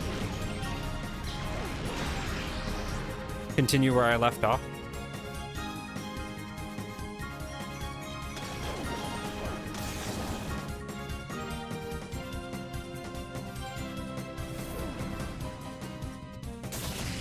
I really wish this game had menu saves. That would make it so much easier. Good. Because I feel like I have to save after every battle.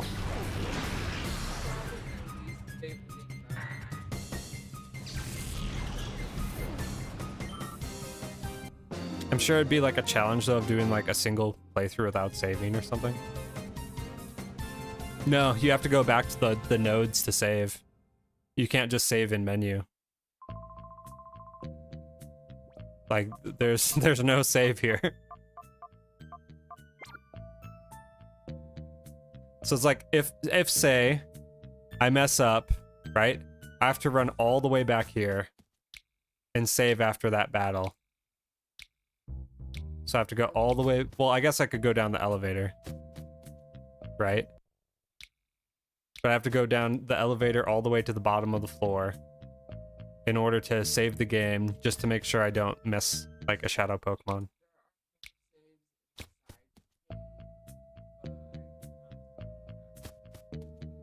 Yeah, I'm not gonna risk it.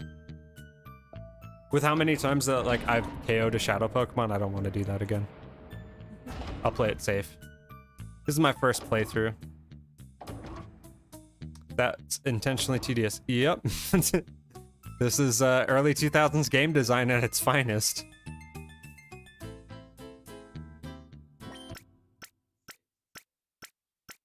One of the games that I like spent so much time on that was like kind of similar was it was a game called Lord of the Rings: The Third Age. And it basically was like Lord of the Rings but Final Fantasy. It was like a turn-based RPG. But it was like scuffed Lord of the Rings, right? Like, let me actually see if I can find it.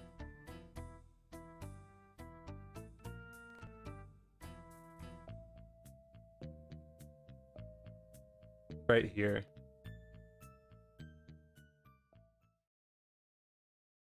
This is what it basically looked like. Like, it was turn-based, and then you had like what they did was they were like, oh, we're these are going to be characters that aren't the main characters. They're just like basically direct clones of them. Like you had Boromir clone, you had a Gimli clone. He's not Gimli, he's just another dwarf that looks exactly like a Gimli. And then you had like a ranger clone. You had like a Rohan girl clone. And then you had like an elf girl clone as well. But it actually was like really, really fun. Oh, and you had like an Aragorn clone. And like you would be basically following like the story of the movies. So instead of like you would fight the Kraken outside of Moria, right? While they all ran inside, you stayed outside and fought the big monster. And then like you helped Gandalf fight the Balrog, and like you fought the elephants on the plains and such. It was just this weird like quasi semi like secondary story, but it was very similar in regards of tediousness and like that same time frame of game design. That's what that reminded me of for some reason. Completely coincidentally, exactly. You fought a lot alongside with Gandalf and Legolas and, I mean, insert random person here. But as far as like the game played, it actually was kind of fun. the cool thing though, that was actually a cool design feature, was if you beat an area, you got to go back into monster mode and you got to play as the monsters and try and kill the heroes. So you got to play like as the Balrog killing Gandalf and fighting Gandalf, and got to take control of the other side, which I thought was actually kind of cool. And then like it gave you different weapons and rewards based off of that. So like if you beat the level with as the Nazgul and one of the zones, you got like a Nazgul blade that you could give one of your dudes. Or you got like an orc bow or whatever, or like different types of enemy weapons that you could give your dudes for completing the monster modes. But it was a wacky game, and I spent a lot of time playing it, not understanding it at all. So yeah, it totally was a fanfic. And what was weirder is I found that they had a Game Boy game for the Third Age, which I didn't know. That's what the series is called, the Third Age, if you can't tell between all the logos I've been clicking on. But yeah, they had like a Game Boy game for it, so I will be checking that out at some point.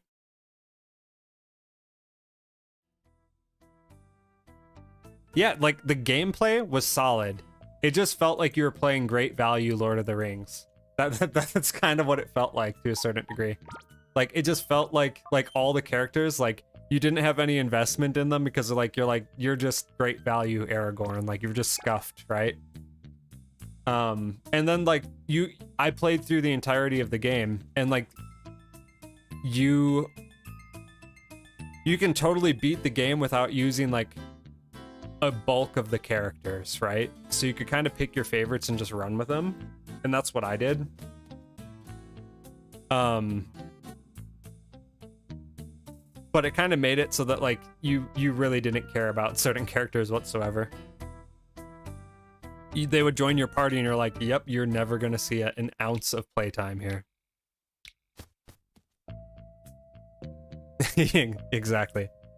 Like Lego Lord of the Rings probably was more series appropriate and lore appropriate.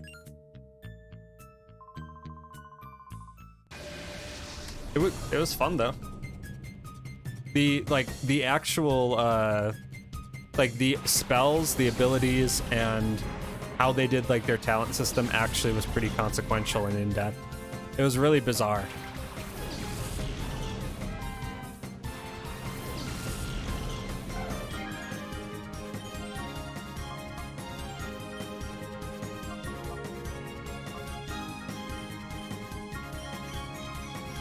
It was just from that era where like it felt like game design was set up that way, you know?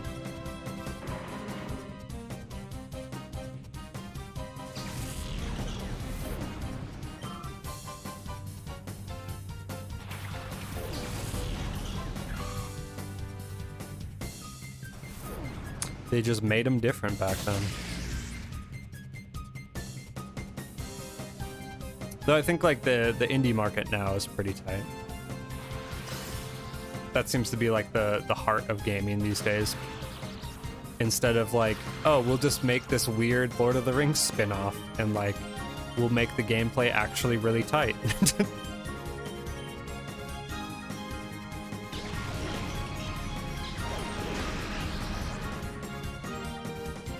I feel this was the franchise's step towards an RPG that they immediately regretted. I think like from a franchise standpoint, probably. But the weird thing was that then they also made RPGs out of like the main movies, and like the main movie games were really good. I remember playing like on the Game Boy, like the movie games, and like they were actually a pretty surprisingly in-depth, like almost Diablo style RPG setup, like an isometric RPG, and like they were fun. And then the main movie games for like the main consoles, like the PS2 or whatever, they played like more like action games, you know, with like RPG elements. It was a weird time, but I felt like most of the Lord of the Rings games were pretty solid. I never played War in the North that much. I bought that title and like didn't do anything with it because it felt kind of cheesy playing it. But I did enjoy Shadow of War. And then I started playing Shadow of Mordor, but got bored really quick. But I do need to finish Shadow of Mordor at some point. I don't know, maybe I'll stream it. I say about every single backlog game that I've ever played in my life. Maybe I'll stream it and do a stream playthrough.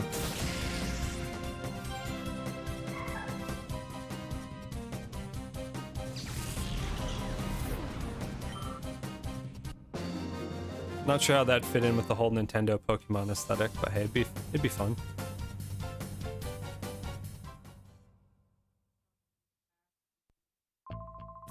No.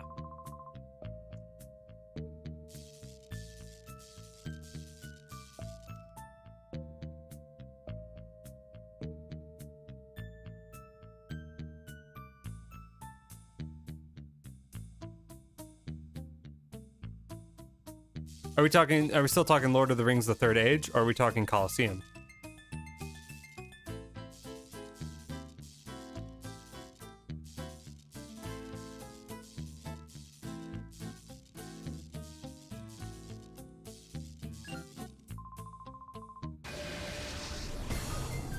Colosseum? I don't know if it was grading. I think that, like, to me, I've only heard positive things about the game.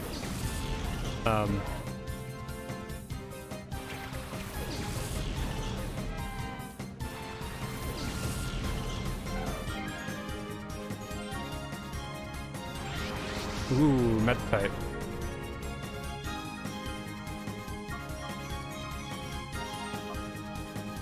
Do you more mean from like a perspective of like they haven't continued doing Colosseum games?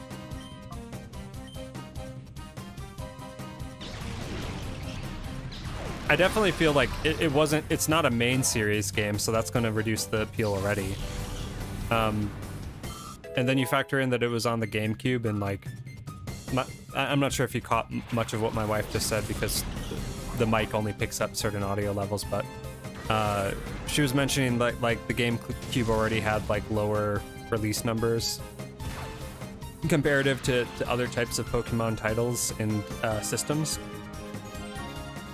And so that would already reduce the base even further of people that actually played it. But like, as far as like my perspective goes, I've only heard like really, really positive things about Colosseum and Gale of Darkness. Yeah, I think it definitely is more difficult. And then like, I think most people, when they think Pokemon, they think like, oh, like encountering wild Pokemon and catching them. And like the whole way that you catch Pokemon and the fact that you can only catch a certain specific number or types of Pokemon probably also aids in it not being like a game that a lot of people gravitate towards immediately. Because like they want their favorites, you know? I mean, we already saw like kind of how people got so up in arms about like Gexit and like not having a full Pokédex in Gen 8. I think that like this game didn't answer that or address that for a lot of people, in the sense that like if their favorite wasn't in the game, they may not have wanted to play it. But I think it's like a different take on it, you know? The thing that I kind of like, I guess that more so, I guess that I think in terms of opportunity with this series is like revisiting this and some of the earlier games would be really a good idea for Game Freak and for just the Pokemon company in general. Like, I think that there's more that they can do. Like, obviously they showed that putting a different direction on Pokemon as far as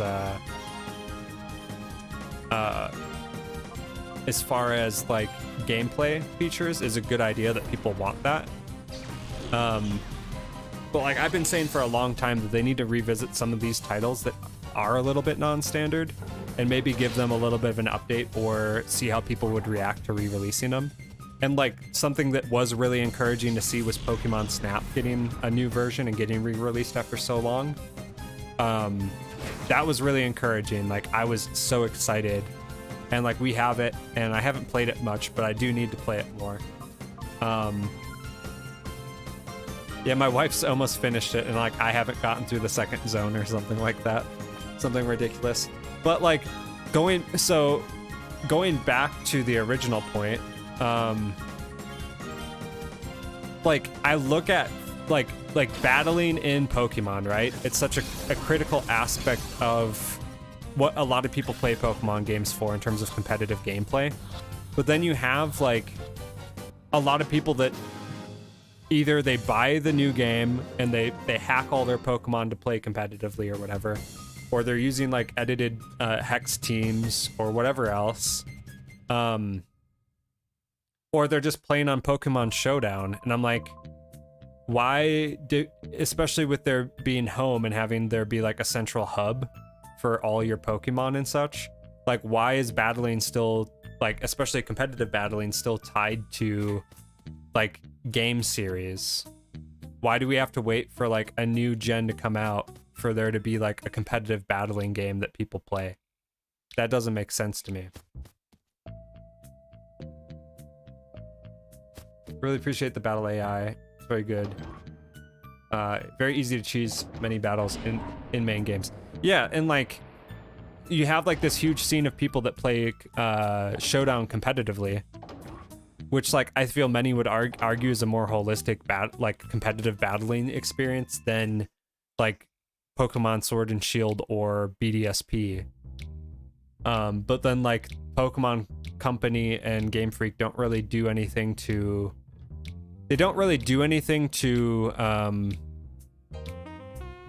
address that problem. And like the obvious answer would be for them to make like a really rocking Pokemon Stadium game again. Like that game was all about battling and all about the competitive battling, right? It was like that to like a degree that people couldn't fathom, because when those games came out on the N64, like the only other expressions of Pokemon were literally Game Boy games, right?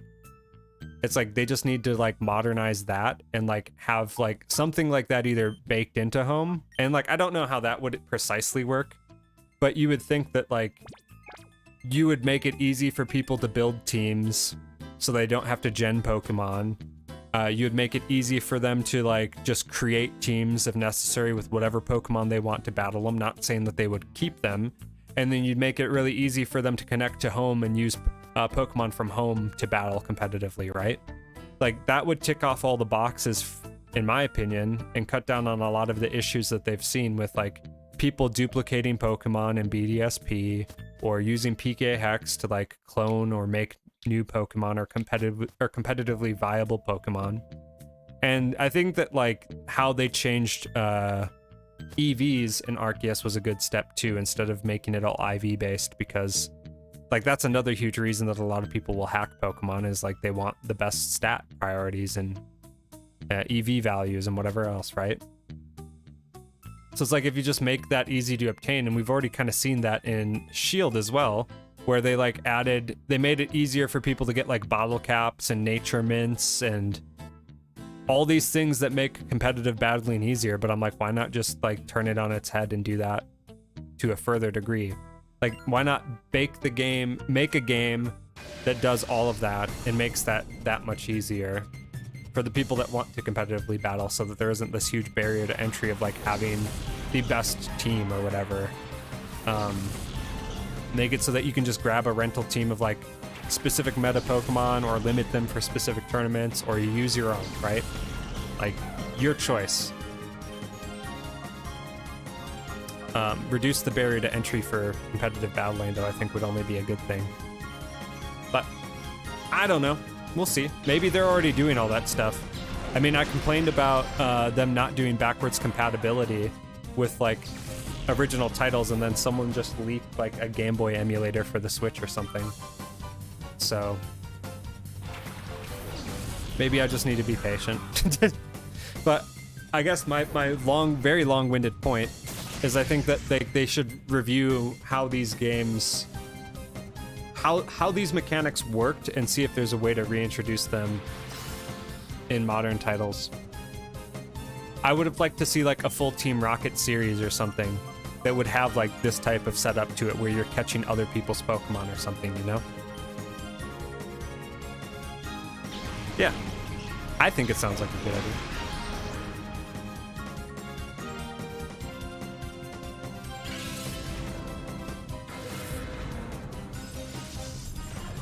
And imagine this. If they wanted to get really cheeky with it, have mythicals be seasonal distributions or something.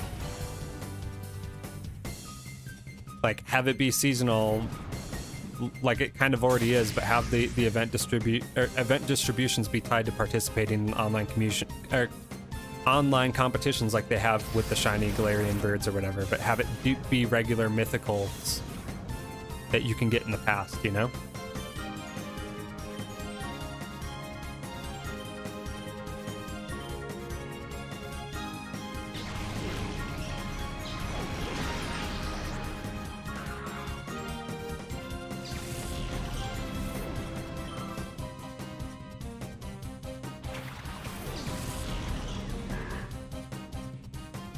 Yeah, like allow people to get them. Like some people would be like, oh well, that makes it less rare for people to get stuff, but like if people want, they're just gonna hack them anyways, you know? There's already like streams going 24/7 just doing wonder trades for hacked mythicals. So it's like, it's not like they're rare at this point. Oop, no, why did I do that? Yeah, exactly. Like I spent so long waiting because Volcanion was the last Pokemon that I needed for my my decks in home. And like I'm like, how am I supposed to get it that's not hacked? Like, how am I supposed to get it? Eventually, like I think Blaine's or someone was doing a giveaway of hacked Pokemon, surprise surprise. And I just was like, screw it, I'm gonna get it. I'm not gonna find it anywhere else, you know? But like, I think if they just like, instead of spending so much time policing like hacked Pokemon and cloned Pokemon and everything, if they just made it so that like there wasn't a point to do that. Just make it so there's not a point to do it. De-incentivize it. Like, there's only a few reasons that people really do it, and it's really only for competitive. I mean, like, some people do it for shinies or whatever, and I don't know, to give away stuff and create a community of clout of giving away really supposedly rare things that aren't rare because they're just cloning them and then giving out boxes of them, you know? But, like, if you just make it so that, like, it doesn't make sense to do that from a competitive standpoint, then it kind of takes away the main draws.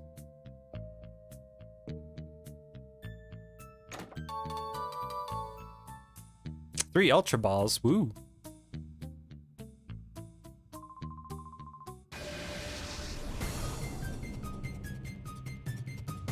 And like they already do that in a certain sense with legendaries in like the main games. Like at least they have been since like what, Gen 6 or whatever, where it's like you could get every one of the prior legendaries in Gen 6, and then in Gen 7 you had the Ultra Wormholes where, like, surprise surprise, literally every legendary is here. And then they did the same thing with Dynamax Adventures where it's like, surprise surprise, you can get every legendary shiny again. So it's like Gen 9, like, surprise surprise, you can hunt all the legendaries again, you know? Like, I don't know, maybe we'll see a difference of format, but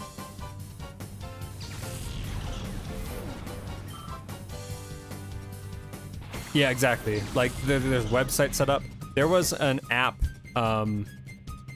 There was an app that I think it was advertised to me on Facebook originally, but it literally was. It was like called Caterpie or something like that, like with some difference of spelling. But it literally was like a Pokéhex bot that you would add this iOS app. You put a Caterpie in the GTS, and you would make a request, right? And it would just gen whatever Pokemon you want and trade it for the Caterpie.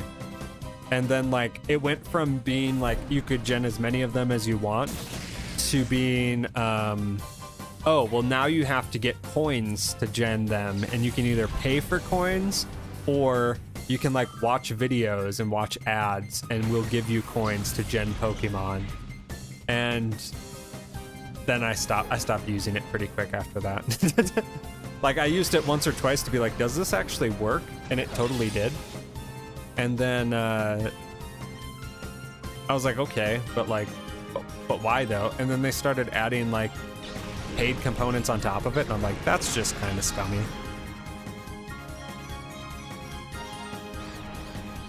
Yeah. Yep. I'm sure someone made some money off of it though, through like the ads and whatnot. That's something like a kid me would do. Be like, oh, this is so sick. Back in the day, as I scammed my wife, not my wife, my mom's phone bill to pay for my RuneScape membership.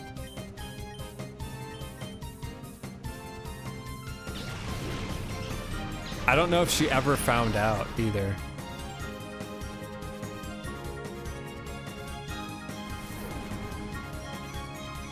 I had my mom paying for my RuneScape membership, and then when I upgraded and went to WoW, I had my friend's mom unknowingly paying for my World of Warcraft membership.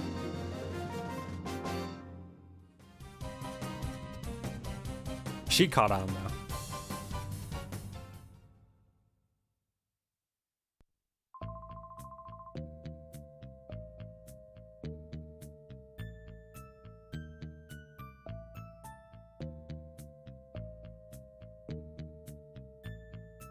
Interesting. So there wasn't really a whole lot down this path other than items and more battles. I didn't get in trouble or anything. He ended up selling me his account because he wanted, I don't know what he wanted. He was like trying to, I think he was buying his other friend's account or something stupid. And so he was like, hey dude, I'll give you this account if you give me 40 bucks or whatever. It's got like a level 40 priest on it too, so like you won't have to level up much, and it's got 2 expansions, so like you'll be set, you don't have to buy the games, it'll save you all this money, blah blah blah blah blah. And I was like, all right dude, that sounds sick. And like he gave me like the boxes. I don't have the boxes anymore though. I wish I still had them.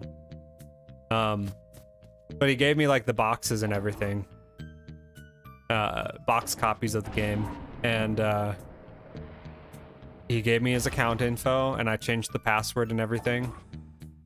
And his mom's payment information was still tied to it. And so I was like, they'll find out. Like, he'll tell her. And like for a good few months, like she just kept paying the sub, and like totally he didn't tell her.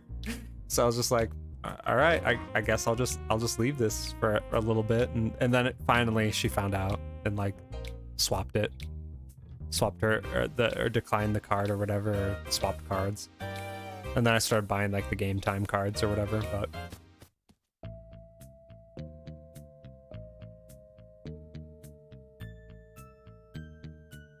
it was a pretty sweet deal for a minute. I got my $40 worth, I'll tell you what.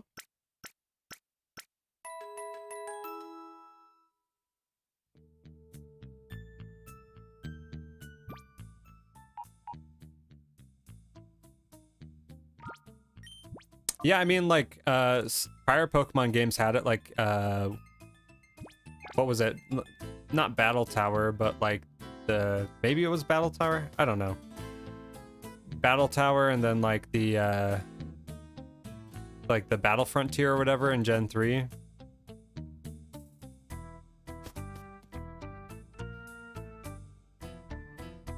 I think, like, every game should have that, but there should just be, like, instead of it being like a mandatory, like obligatory aspect of Pokemon, just make a whole game for that, you know, for the people that want that, akin to like a Pokken tournament, you know, where it's like that's a fighting game but it's completely separate, you know. It's like just have a game that's about battling for the people that want to battle, like give them their time in the sun, because it's such a core experience, you know. And then you don't have to go as ham on it with whatchamacallit, with like the core series games. You can still have aspects of it and still have like hard areas in the game. And then like Nintendo and Game Freak would be going ham because they get to sell people 2 times the games like they did with Arceus and BDSP.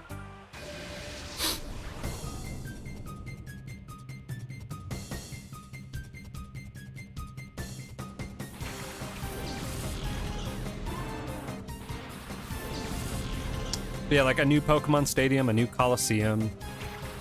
I don't know, something like that would be cool. Arceus is a huge, huge step in the right direction. Ooh, a Dunsparce. We need that.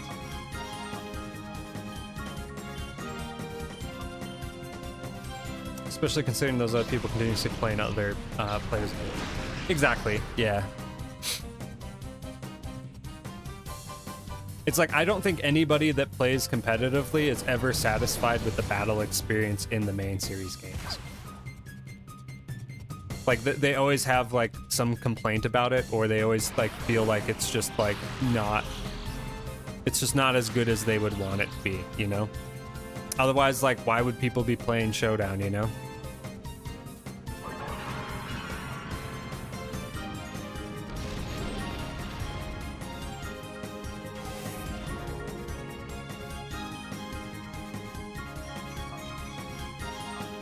I mean, they could even literally make it free to play and make it like optional to like pay for certain things, or like, I don't know, be bundled with like a home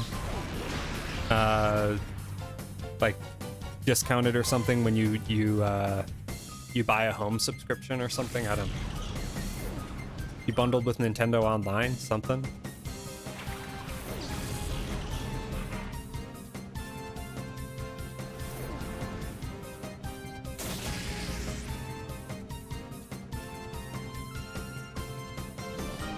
Who are you yawning at? Okay, Flaffy, that's fine.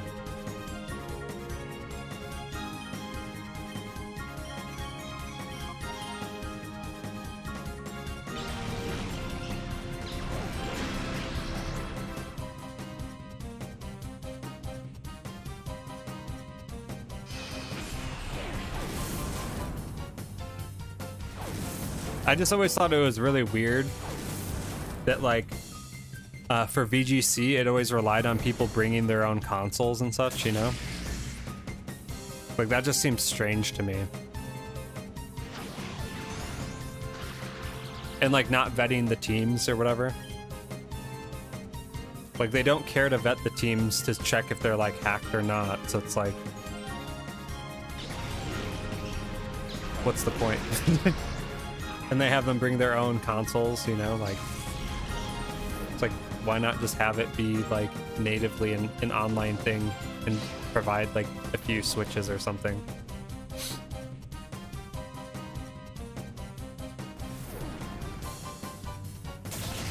Yeah, that's what I'm saying. Like with the type of money that's in it too, you'd think that it would be standardized. Same with TCG too. Like you would think that they would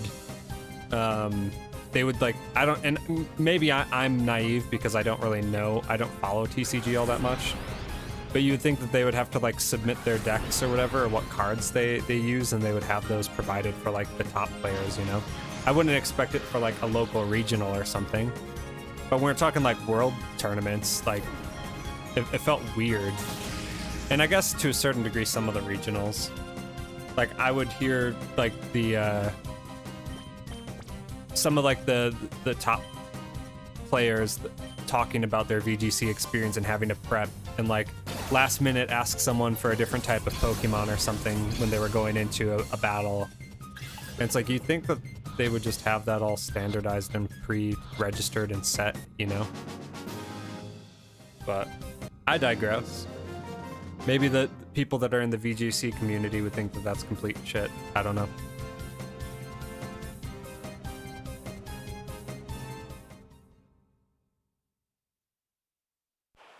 I'm not a competitive battler.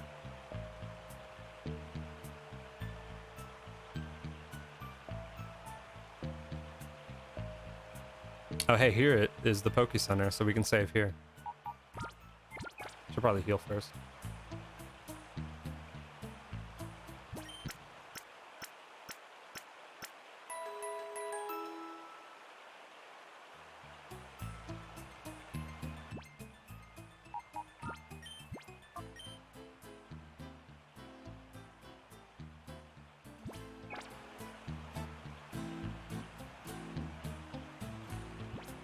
Already saved. And I already healed. We'll go upstairs first.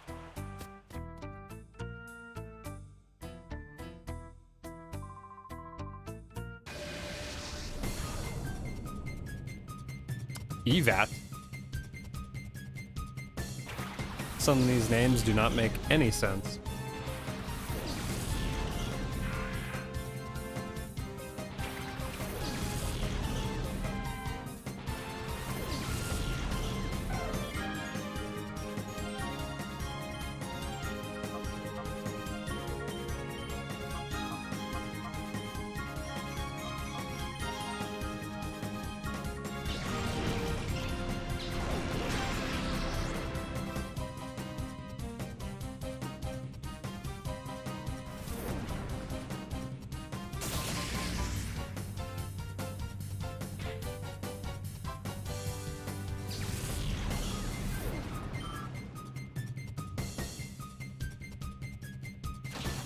Yeah, we're technically underground, I think. We're like in a mountain or something. Like there was a cave that the building connected to.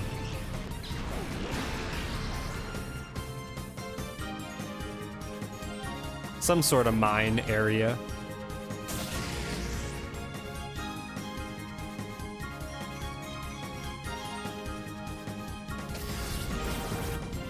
Where's the wind for your jacket coming from?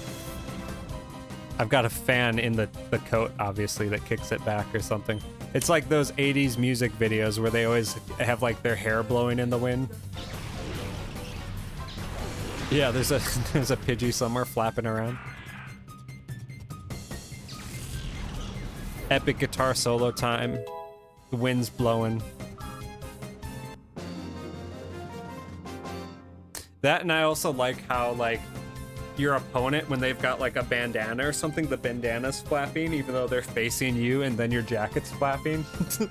So it's like it's coming from the middle of the battle.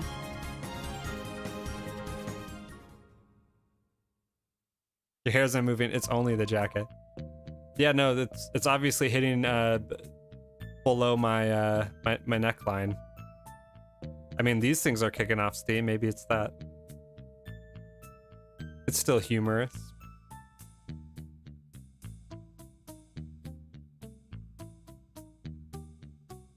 I have like no idea where I'm going, but we're getting some shadow Pokemon, so that's tight. Hunter Zalo. But I just remembered the point that I was going to make. One thing that does irritate me about this game is like, this is the only Pokemon region that's based off the Western US, and it's never revisited at any point in the series because of those reasons. It's like they made a whole gen off of New York, and it's like there's nothing that goes back to this region ever, or mentions this region in any of the other games that I'm aware of. Exactly. They got all these coal machines just to blow air at our jackets. That's it.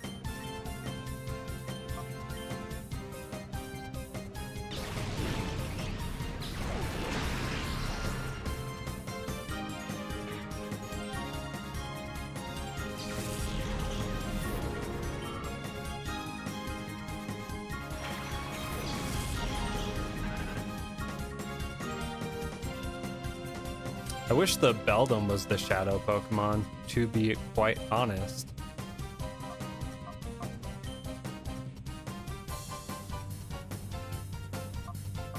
Hey, we just saved. I was like, do I want to risk KOing it?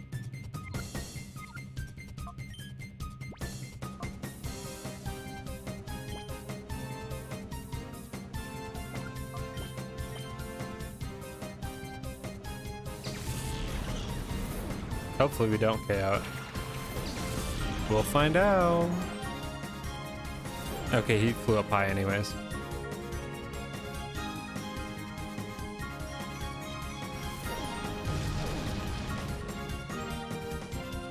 It's like The Simpsons' own contained little area, exactly. The laws of physics do not apply in Colosseum.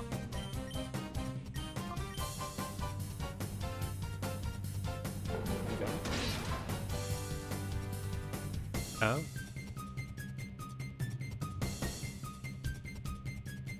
Yeah. Well, to be fair, I've been streaming for almost 3 hours, so we'll probably be wrapping in like 30.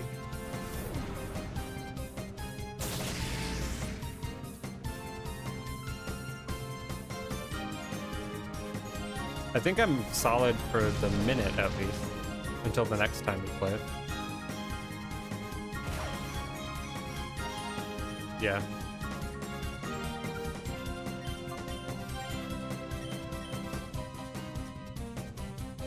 Yeah. Beldum looks a little bizarre. Brain damage inducing. Seizure inducing, something along that line. Ooh. There's a brain in there. It is now eggs. Scrambled eggs.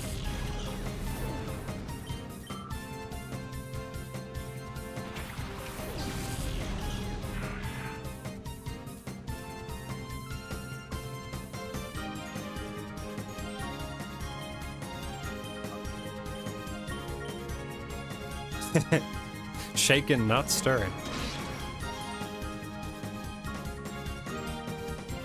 Just keep flinching him. No. Don't let him do that.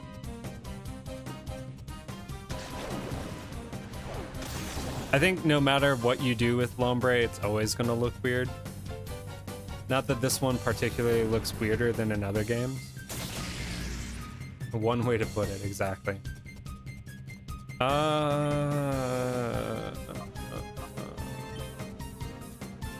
Let's swap Espeon with Flaffy.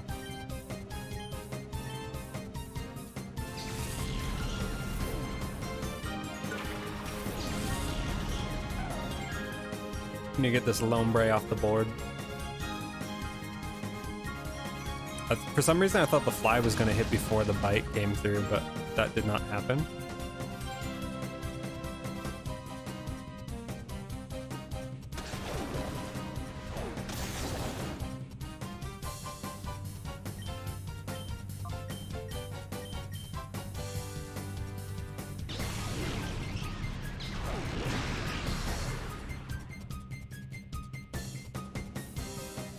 Flinch him.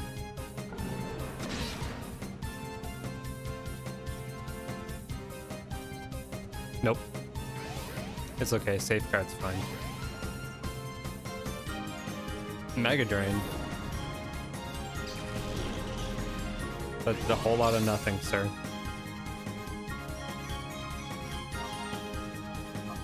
I'm just gonna try and catch it.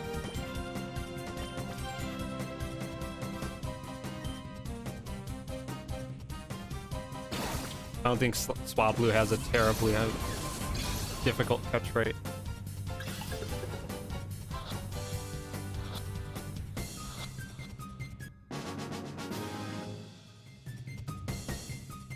There are shinies in this game. Yeah, the rates are ridiculous. I think it's got like double rolls or something. So like if like a trainer ends up throwing out a shiny, you have to catch it, and then when you throw out that same Pokemon in the battle, it re-rolls the odds or something ridiculous like that. So you can shiny hunt them, but like you basically have to redo the entirety of the battle to try and even attempt to encounter the Pokemon. And like that's really exhausting for a lot of people that play. So, and there's also ways to RNG manipulate the shinies too. So I've seen that been done. I have never done any of that myself. And obviously this is like the first time I've ever played it, so I've not gotten a shiny in it, but yeah, the odds are bonkers. It's pretty crazy.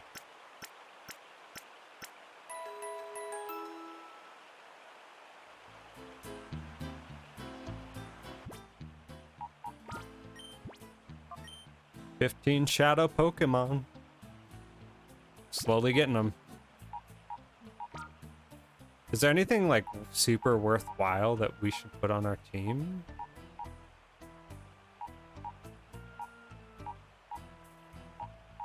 Not really. I was thinking maybe Medicham, but...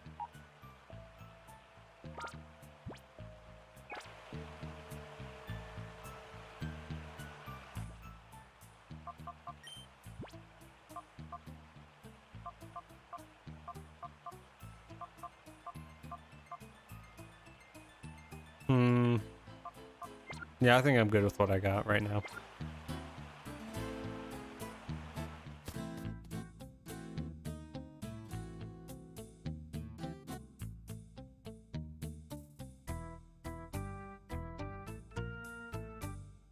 There's like a whole community of people that were like really stoked about hunting this game at full odds, and I don't really know. I don't really know. I'm not like a super full odds hunter. I have done some full odds hunts and continue to do a few, but like full odds is too much for me in most cases. Shop it. Can't actually get them though, so I guess they all die.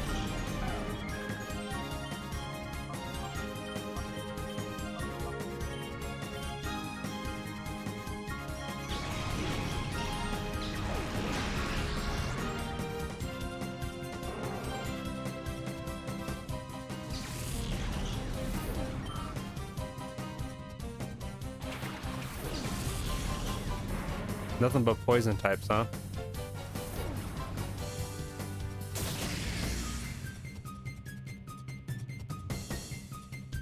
I would have actually swapped like my one of my Pokemon for a Shuppet for sure. Where little mom found out my sister lied when she blamed me for burning her hand on her curler when I wasn't even in the room.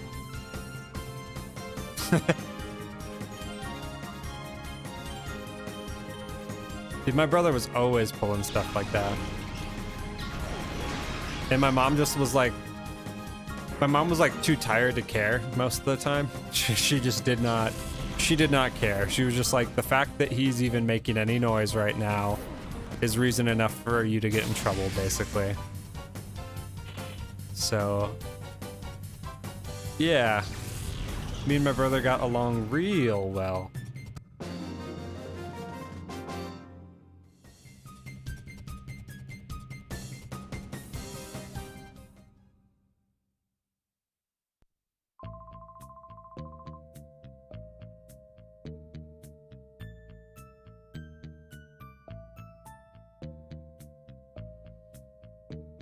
No, where does this take us? Does that just take us right back to where we were? This just all looks pretty samey.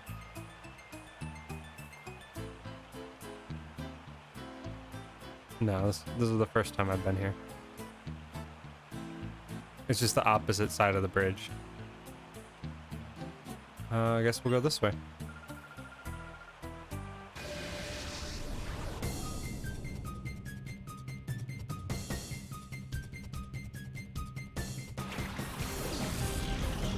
Easy dub.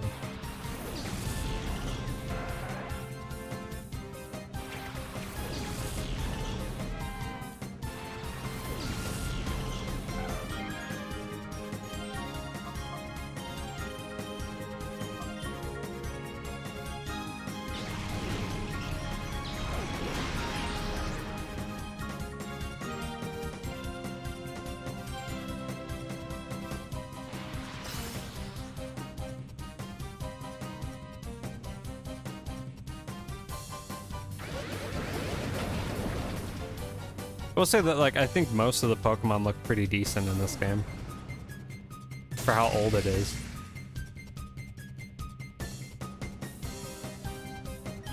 It's good to hear you get along with them. My brother and I are pretty decent now. You know that we're many years older and not in the vicinity of each other's game saves.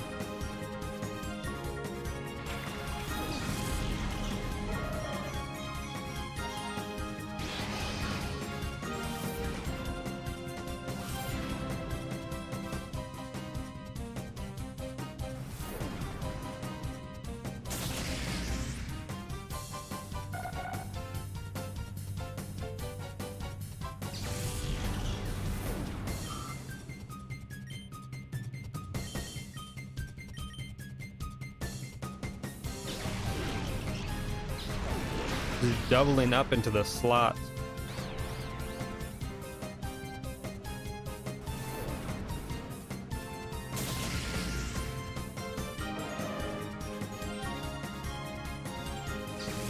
It's kind of weird to think that this is like what most people's first 3D interactions with certain Pokemon ever was, you know? Yeah, definitely holds up, I think. Some of them look like pure nightmare fuel and are just scary. But for the most part, a good handful of them look pretty decent.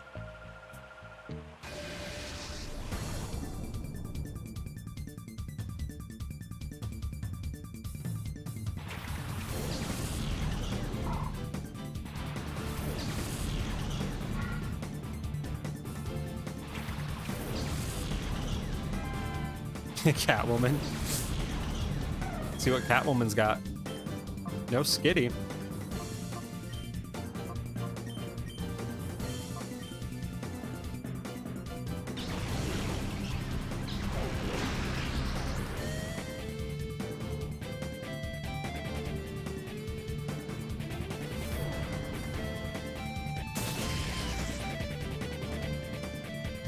Like that Spheal looks just like Spheal, you know?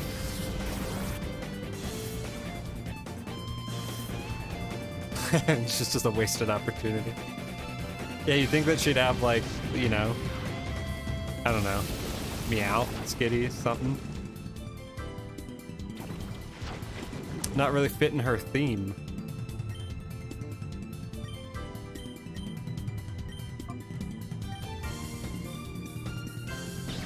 Oh, Machop. Machop was really scary. What was the other one that was really bad? There was one that was gnarly in the prior episode that I just like did not enjoy whatsoever.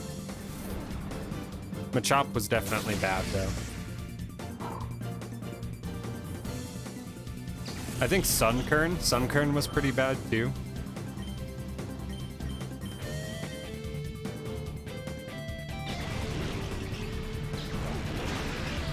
I'm not like the biggest fan of Skip Bloom either. I don't really know how they would have made it better, but I think like something about how the flower looks, it just looks like a weird thin, super thin plate, which doesn't make sense. Yeah, that's what I'm saying. It's like they get like Espeon, Umbreon, they look more or less fine. Umbreon's face is a little weird. Flaffy looks fine, Dustox looks fine. Like all of these Pokemon look more or less as you would expect them in 2004, 2005. Oh, hell yes, we want Psybeam.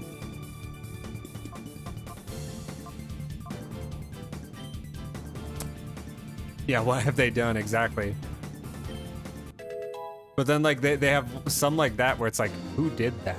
It's like, who looked at a Machop and was like, this is what it looks like, you know? Beats me.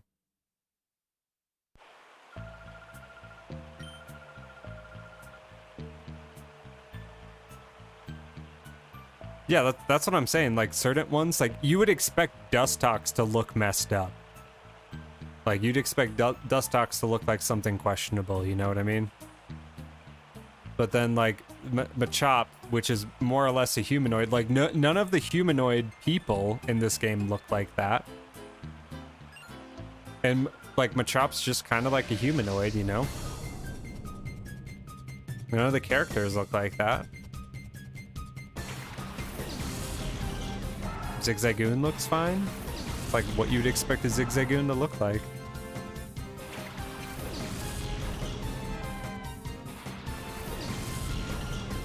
And like I don't know how you can get Sunkern wrong either. First time seeing Psybeam. That's pretty cool.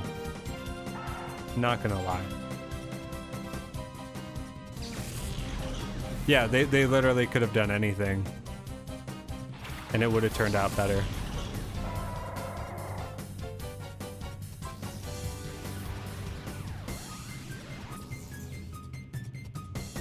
They straight up took like Japanese Gen 1 Machop. That's what they did. We already covered that.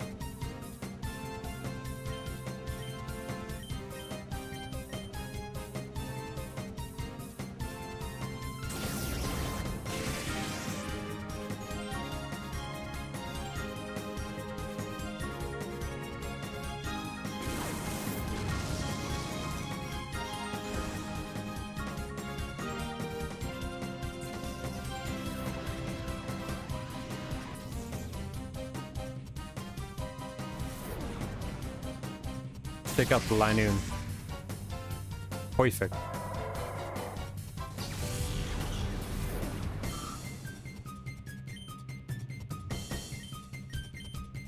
GG, no re.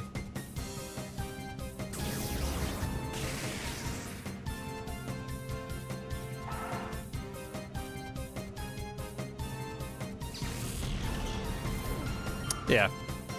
It's definitely a step down. Like, it's not the worst, but it is a step down compared to the other models, you know? Machop is just bad, though. That's all that I can really say, like, right off the top of my head, though. But, like, I'm sure there's others. Ooh, iron. Protein. Gotta get your protein. Carbos. Zinc. I totally didn't even realize that vitamins were a part of this game.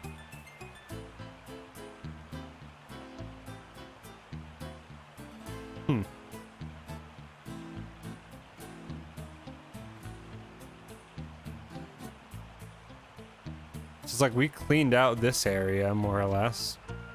Unless we can go down here? No.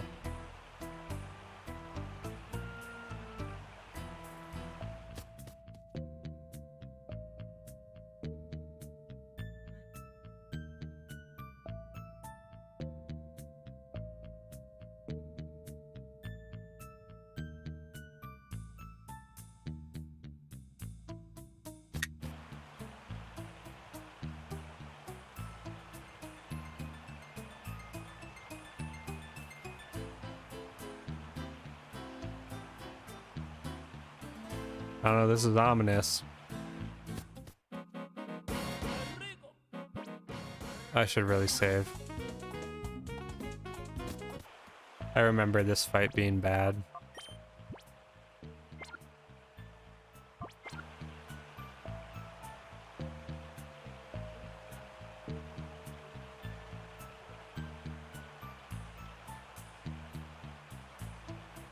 Where was that save? I thought it was there, but it must be down.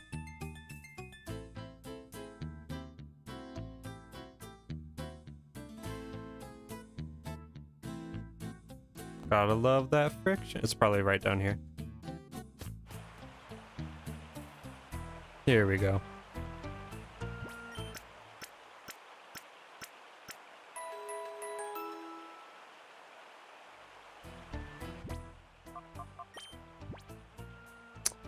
I should probably... I don't know, let's see what Mantine is up to. If it's got a... I don't think he has any moves unlocked, though.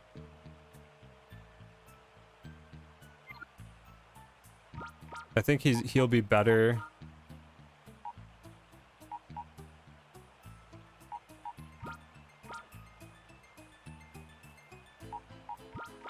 I think he'll be better in the fight against...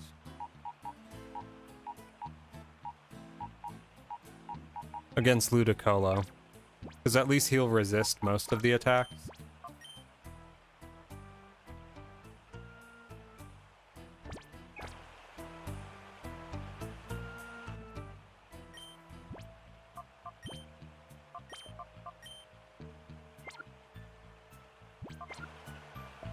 He'll be able to at least get some damage in.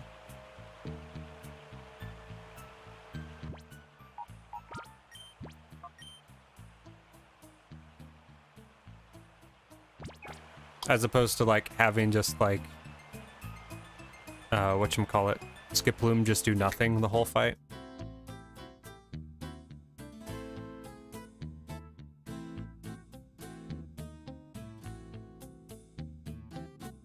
right. It's now or never.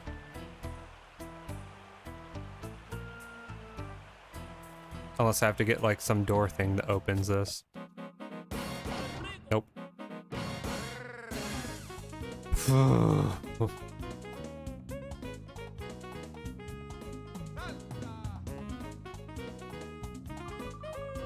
Yeah, Woot, it's about time, darlings. I'm so frightfully tired of waiting for you.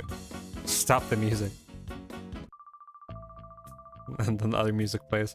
Oh, you kept me waiting for so long, I decided to work up a little perspiration. Okay. But my, you've been busy being naughty and messing up our plans. So close for everything to turn out just right the way we... Did say skipped? But I can salvage our plan by beating you, little man. And so... There's time for one last frantic dance before the grand finale. Let the music play. Alright. This is it.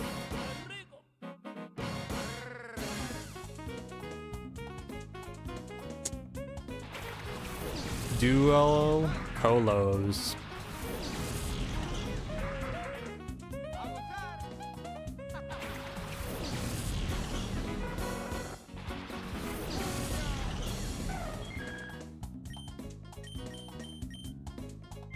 Straight side beam to the face.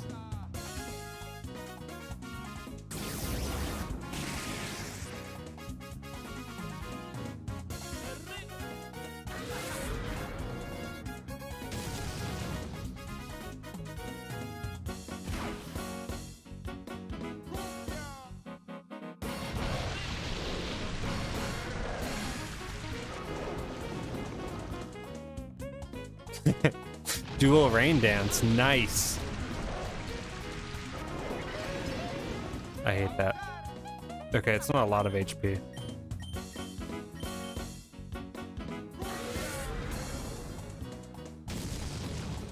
We got him.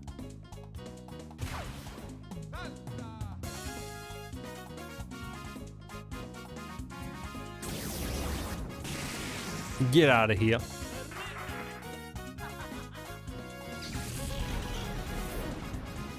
Right. Gotta max that CP usage. Leech Seed, huh? It's trying to set up.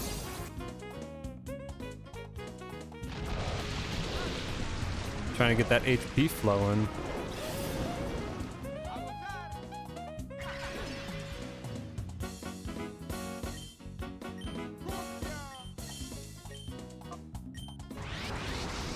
Crap.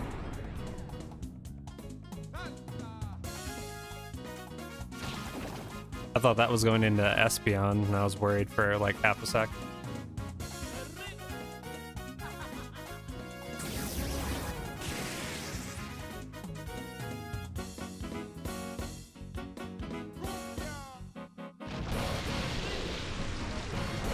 Oh, see how much Rain Dish and the seeds. I don't think it heals that much. I mean, that's a good amount. It's just gonna stall things a little bit more.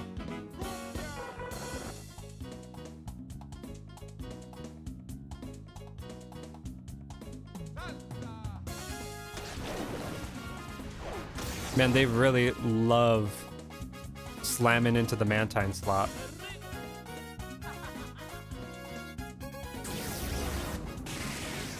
There we go. He just adjusted his hat. The implications is that that's not part of his head at all.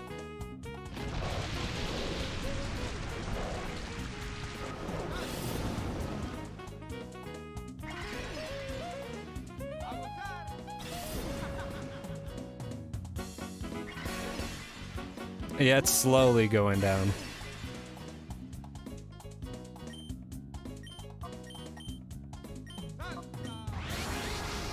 Dude, if you could calm down for 5 seconds, it would really help me out.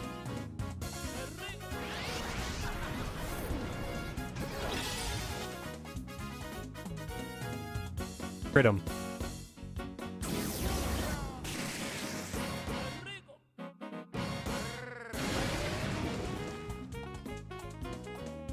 Rain stopped. That'll at least help. He seeded both of them, that's why.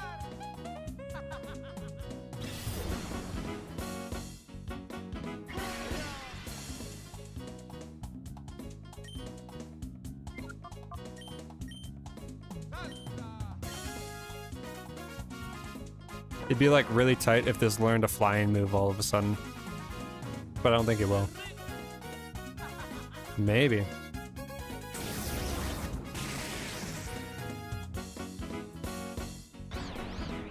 Hey, we got a confusion on the other one at least.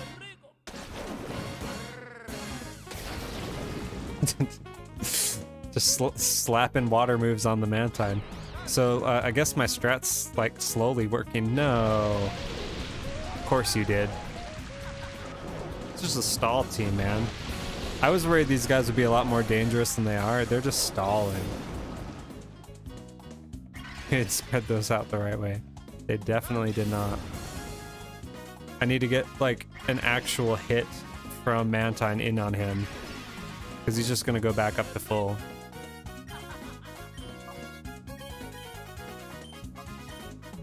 Here we go. Do some damage, dude. There we go.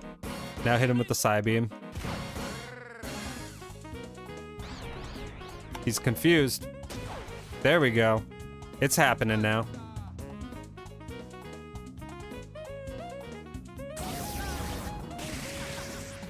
Yes! One more down.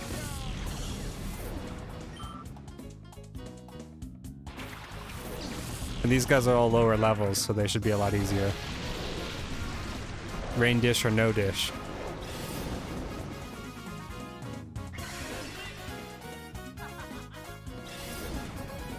It's kind of annoying that the seeded the health still goes to the next Pokemon in line.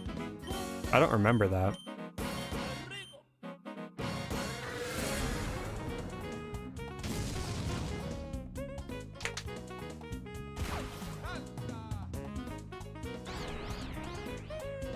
Off. Just do. Oh no. I thought he was just gonna take himself out of the game. I mean, he goes down either way.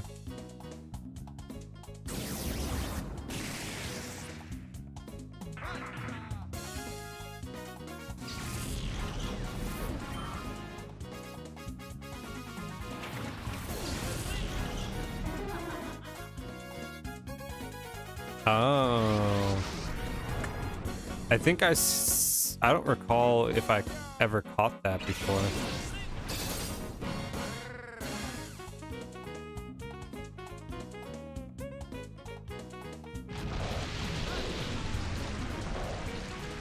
Alright, we're gonna clear the Ludicolo after we swap team.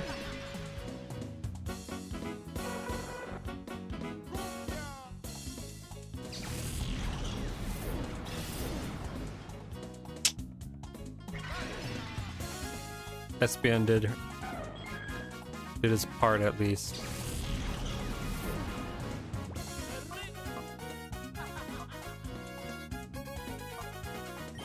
Oof.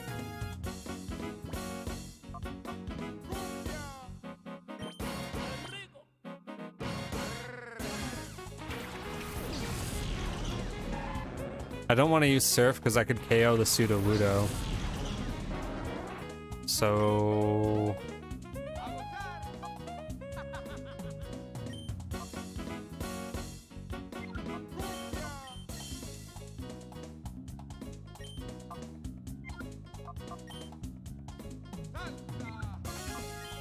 we're just gonna double down bites.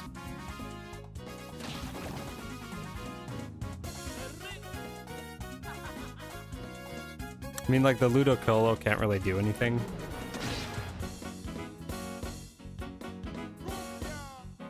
And then we'll just like bait for flinches on the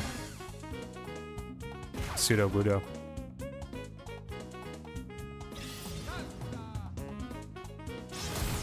Until we can get it to a point where we can just catch it. That does so much damage. Comparatively.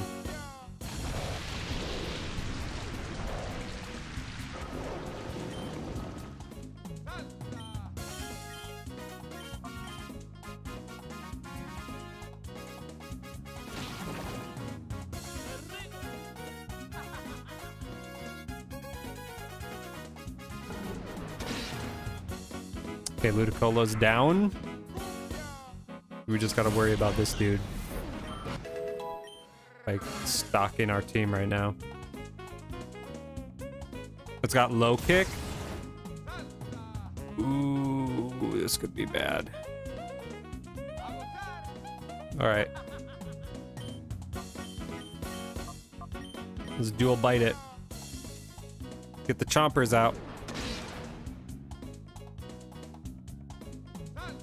Sudowoodo looks like weird, only because like I don't recall seeing it with like that type of wood grain, but that's just a weirdness of like the texture and whatnot. Oh, my Wudo.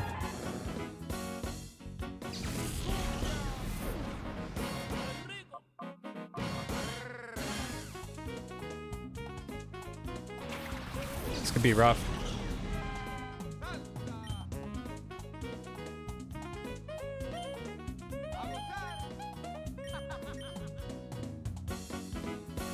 It's better if he goes physical into Flaffy.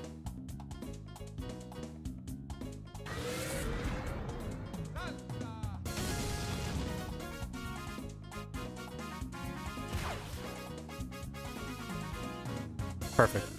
All right, I'm going to use an Ultra Ball.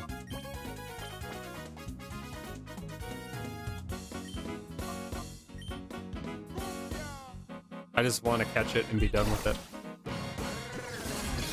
And if I don't catch it soon, it's gonna just end up knocking out the last 3 Pokemon I have. Ooh, no.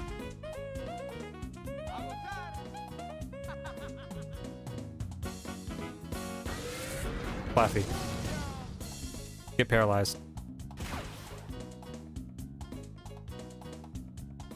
Nope.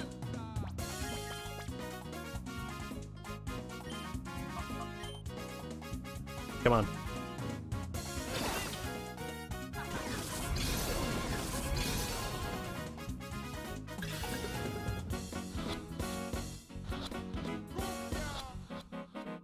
No. Come on, dude. Get in the ball. No, don't do it. No. All right. This is basically it. Yeah, the Sudowoodo does look extremely small comparatively. I mean, Disco Guy is really big too as far as the model goes. But I think it's a little bit of both happening. Bro.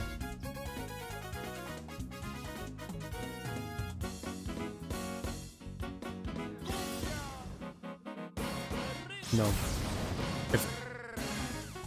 It's either I kill it or I lose.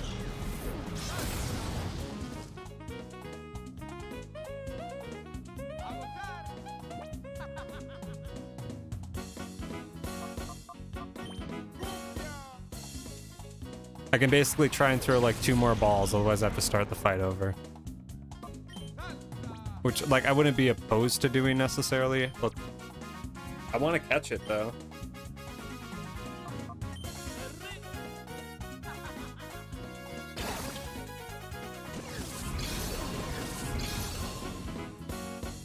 Come on.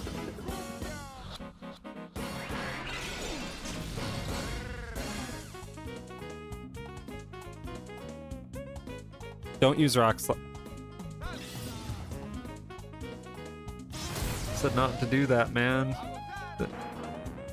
All right.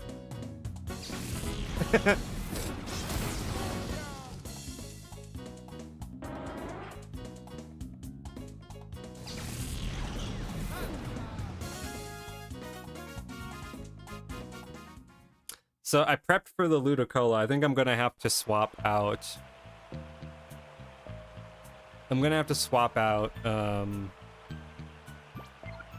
Slugma. Slugma is just useless in that fight.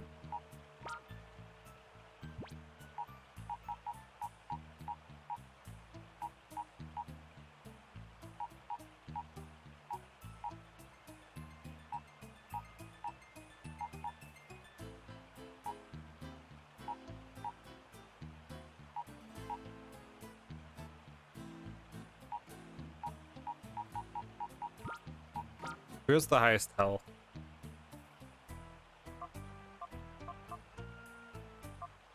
Probably Quagsire. We don't want Noctowl. Dunsparce, though.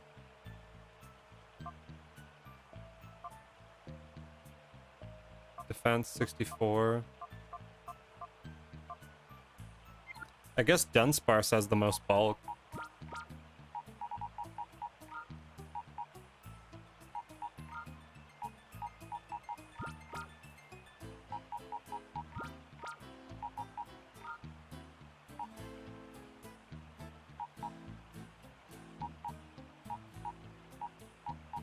Those guys can take out most of the Ludicolo.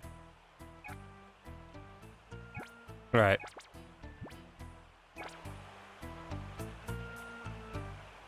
I'm gonna give it one more go. And if we don't get it, then this is where we will be picking up for the next stream. I'm gonna save here too.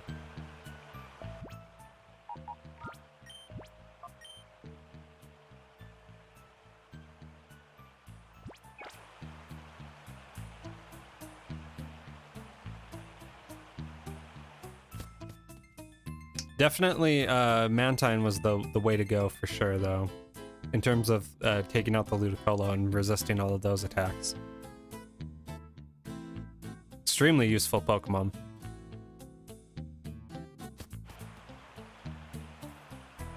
Which is funny because, like, I don't know, I feel like there's certain times that in the games where, like, it forces me to use a different Pokemon or try something out. And then that ends up being, like, it just makes me appreciate the Pokemon way more. And I definitely can see that happening with Mantine in the long run, where you just depend on it so much, you're just thankful that it's there. And like Mantine's one of those Pokemon that I don't really give much mind to most of the time.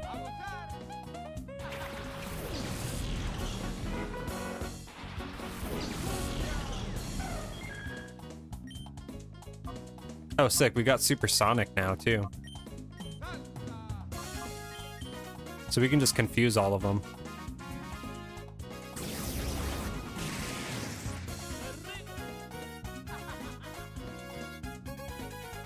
Dang. I guess we can't.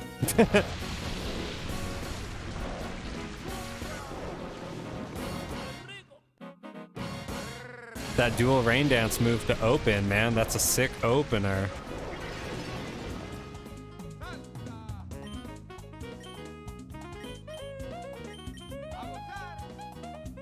Can you stop missing the Supersonics, my dude? I mean, I don't like the NBA either, but, like, come on.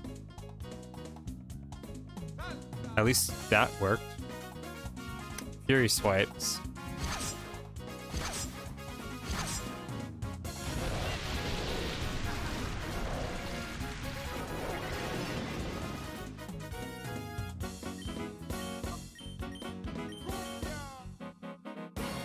Man. I'm like, great, we got this move we can finally use. Misses every single attack possible. As if. One Ludicolo down.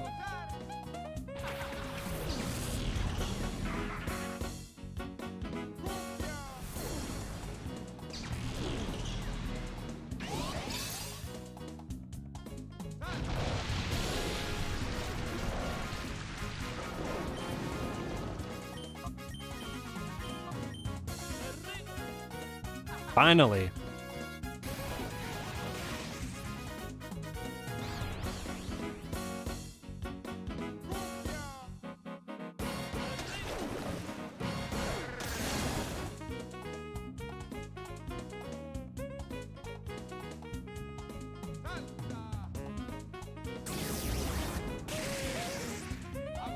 Making progress. Hurt yourself. Yeah. No leech seeds today.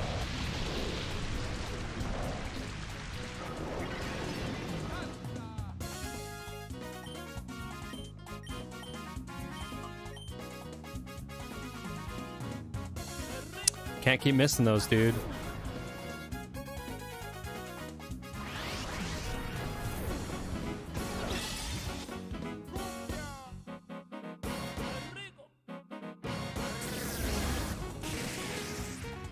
Couldn't have just gotten the crit.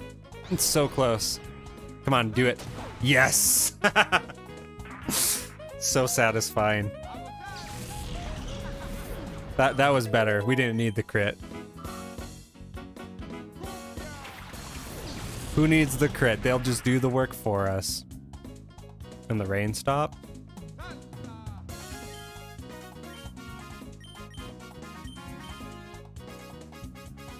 Psybeam OP. Now get the supersonic on it. Come on. Hurting my soul.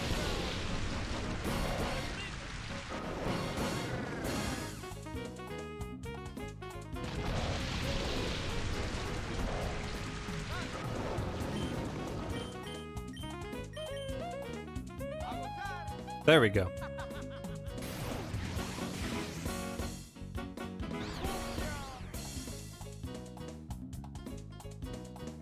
They haven't done much to the Espeon at all. Like, I know I'm... There we go. After we finally confuse it.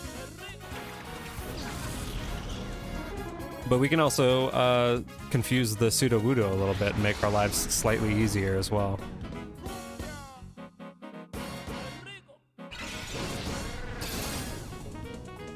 He got a crit. Ah, we avoided it though.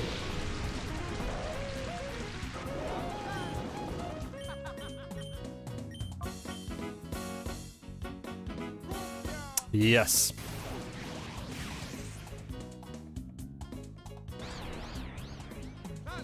And watch it just like destroy itself in front of us.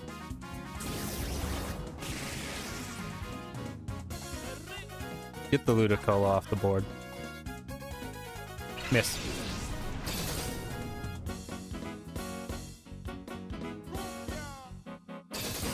Ah. Can't win them all. Hurt yourself. There we go.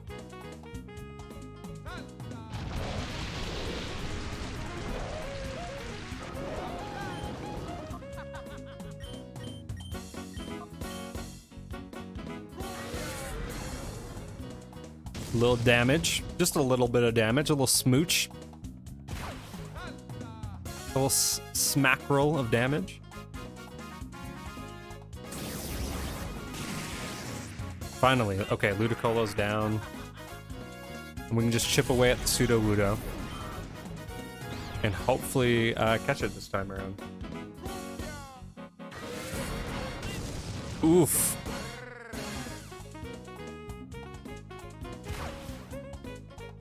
That was some big damage.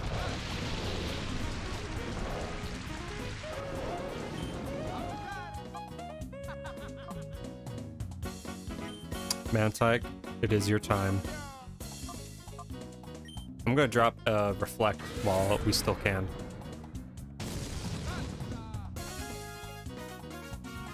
You did great. You can sleep now, sweet prince. You earned that. You earned that, death.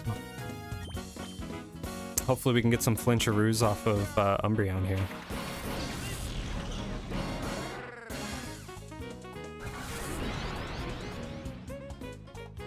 Whatever we can do to raise things up a little bit. Hurt yourself. Yes! Okay. I'll do like one bite. And then we'll start balling. Then we'll start the big ballin'.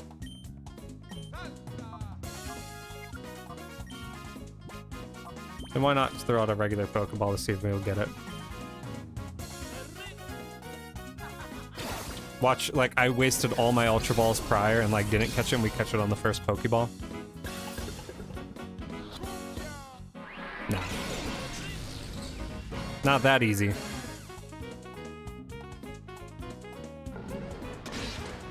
There we go, perfect. Now we need to stop. Okay, good. It snapped out of confusion. It's gonna use Shadow Rush, so it'll down its health a little bit. We got Reflect up, so we're gonna block some physical moves. This is where we want to be. It's do or die.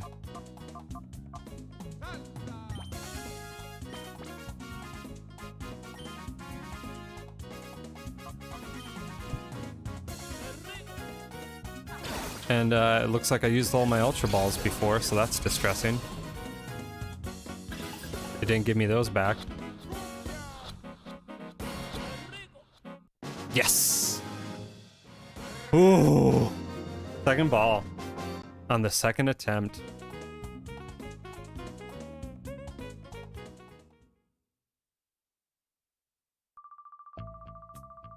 How dare you? Don't you dare think you'll get away with your latest outrage. One of these days, I will take great pleasure in kicking you about with my elegant dance steps. Oh, and I'm not giving up our shadow Pokemon plan. Let's go, escape. Naruto runs off into the sunset. Kian Kian. Did you hear those cries? It must be Plusle. I think those cries came from behind that door. What's this? TM49. I haven't even checked into my TMs. Oh, it's rain dance? Okay. Not really anything worthwhile there.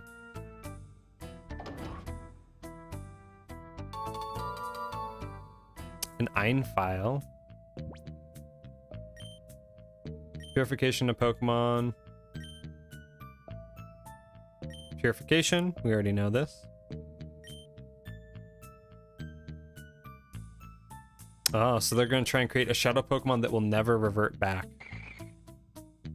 We got the Plusle. All that work for a Plusle. I would have just gone off and caught him another one if we could catch Pokemon in the wild. Been like, this is your Plusle, man. Here you go. Things will be back to normal here. Forget it, Silva. We're all unharmed. That's good enough. Even that Mirror B's been driven out thanks to Luke. Kyun Kyun. What's that Plusle feeling? Hungry? Out of relief? Relatable. Let's quit this moldy cavern and quick.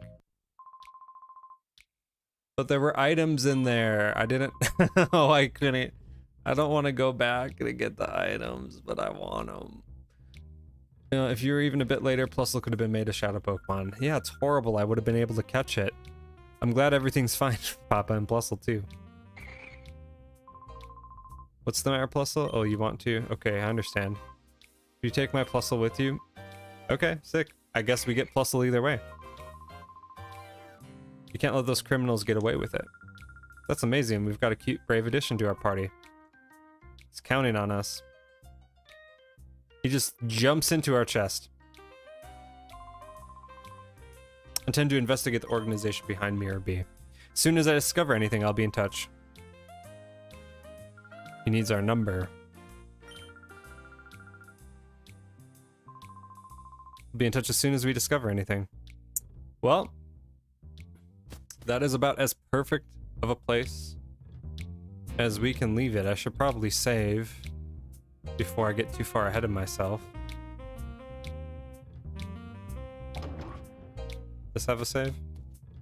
No, it was up there. This is the hotel. Another successful night. We made some progress. Got a ton more shadow Pokemon. Didn't fail any that we didn't reclaim. So far we're batting 1,000. Haven't lost the shadow Pokemon yet. Don't intend to. I would definitely need to buy more Pokeballs, however. So that will be next on the list.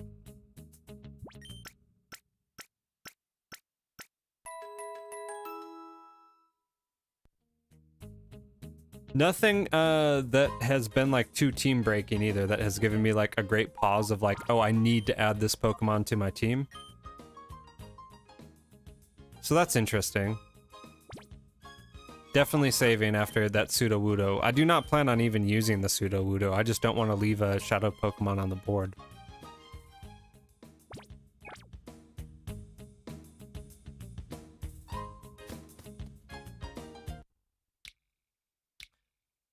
All right, this is it.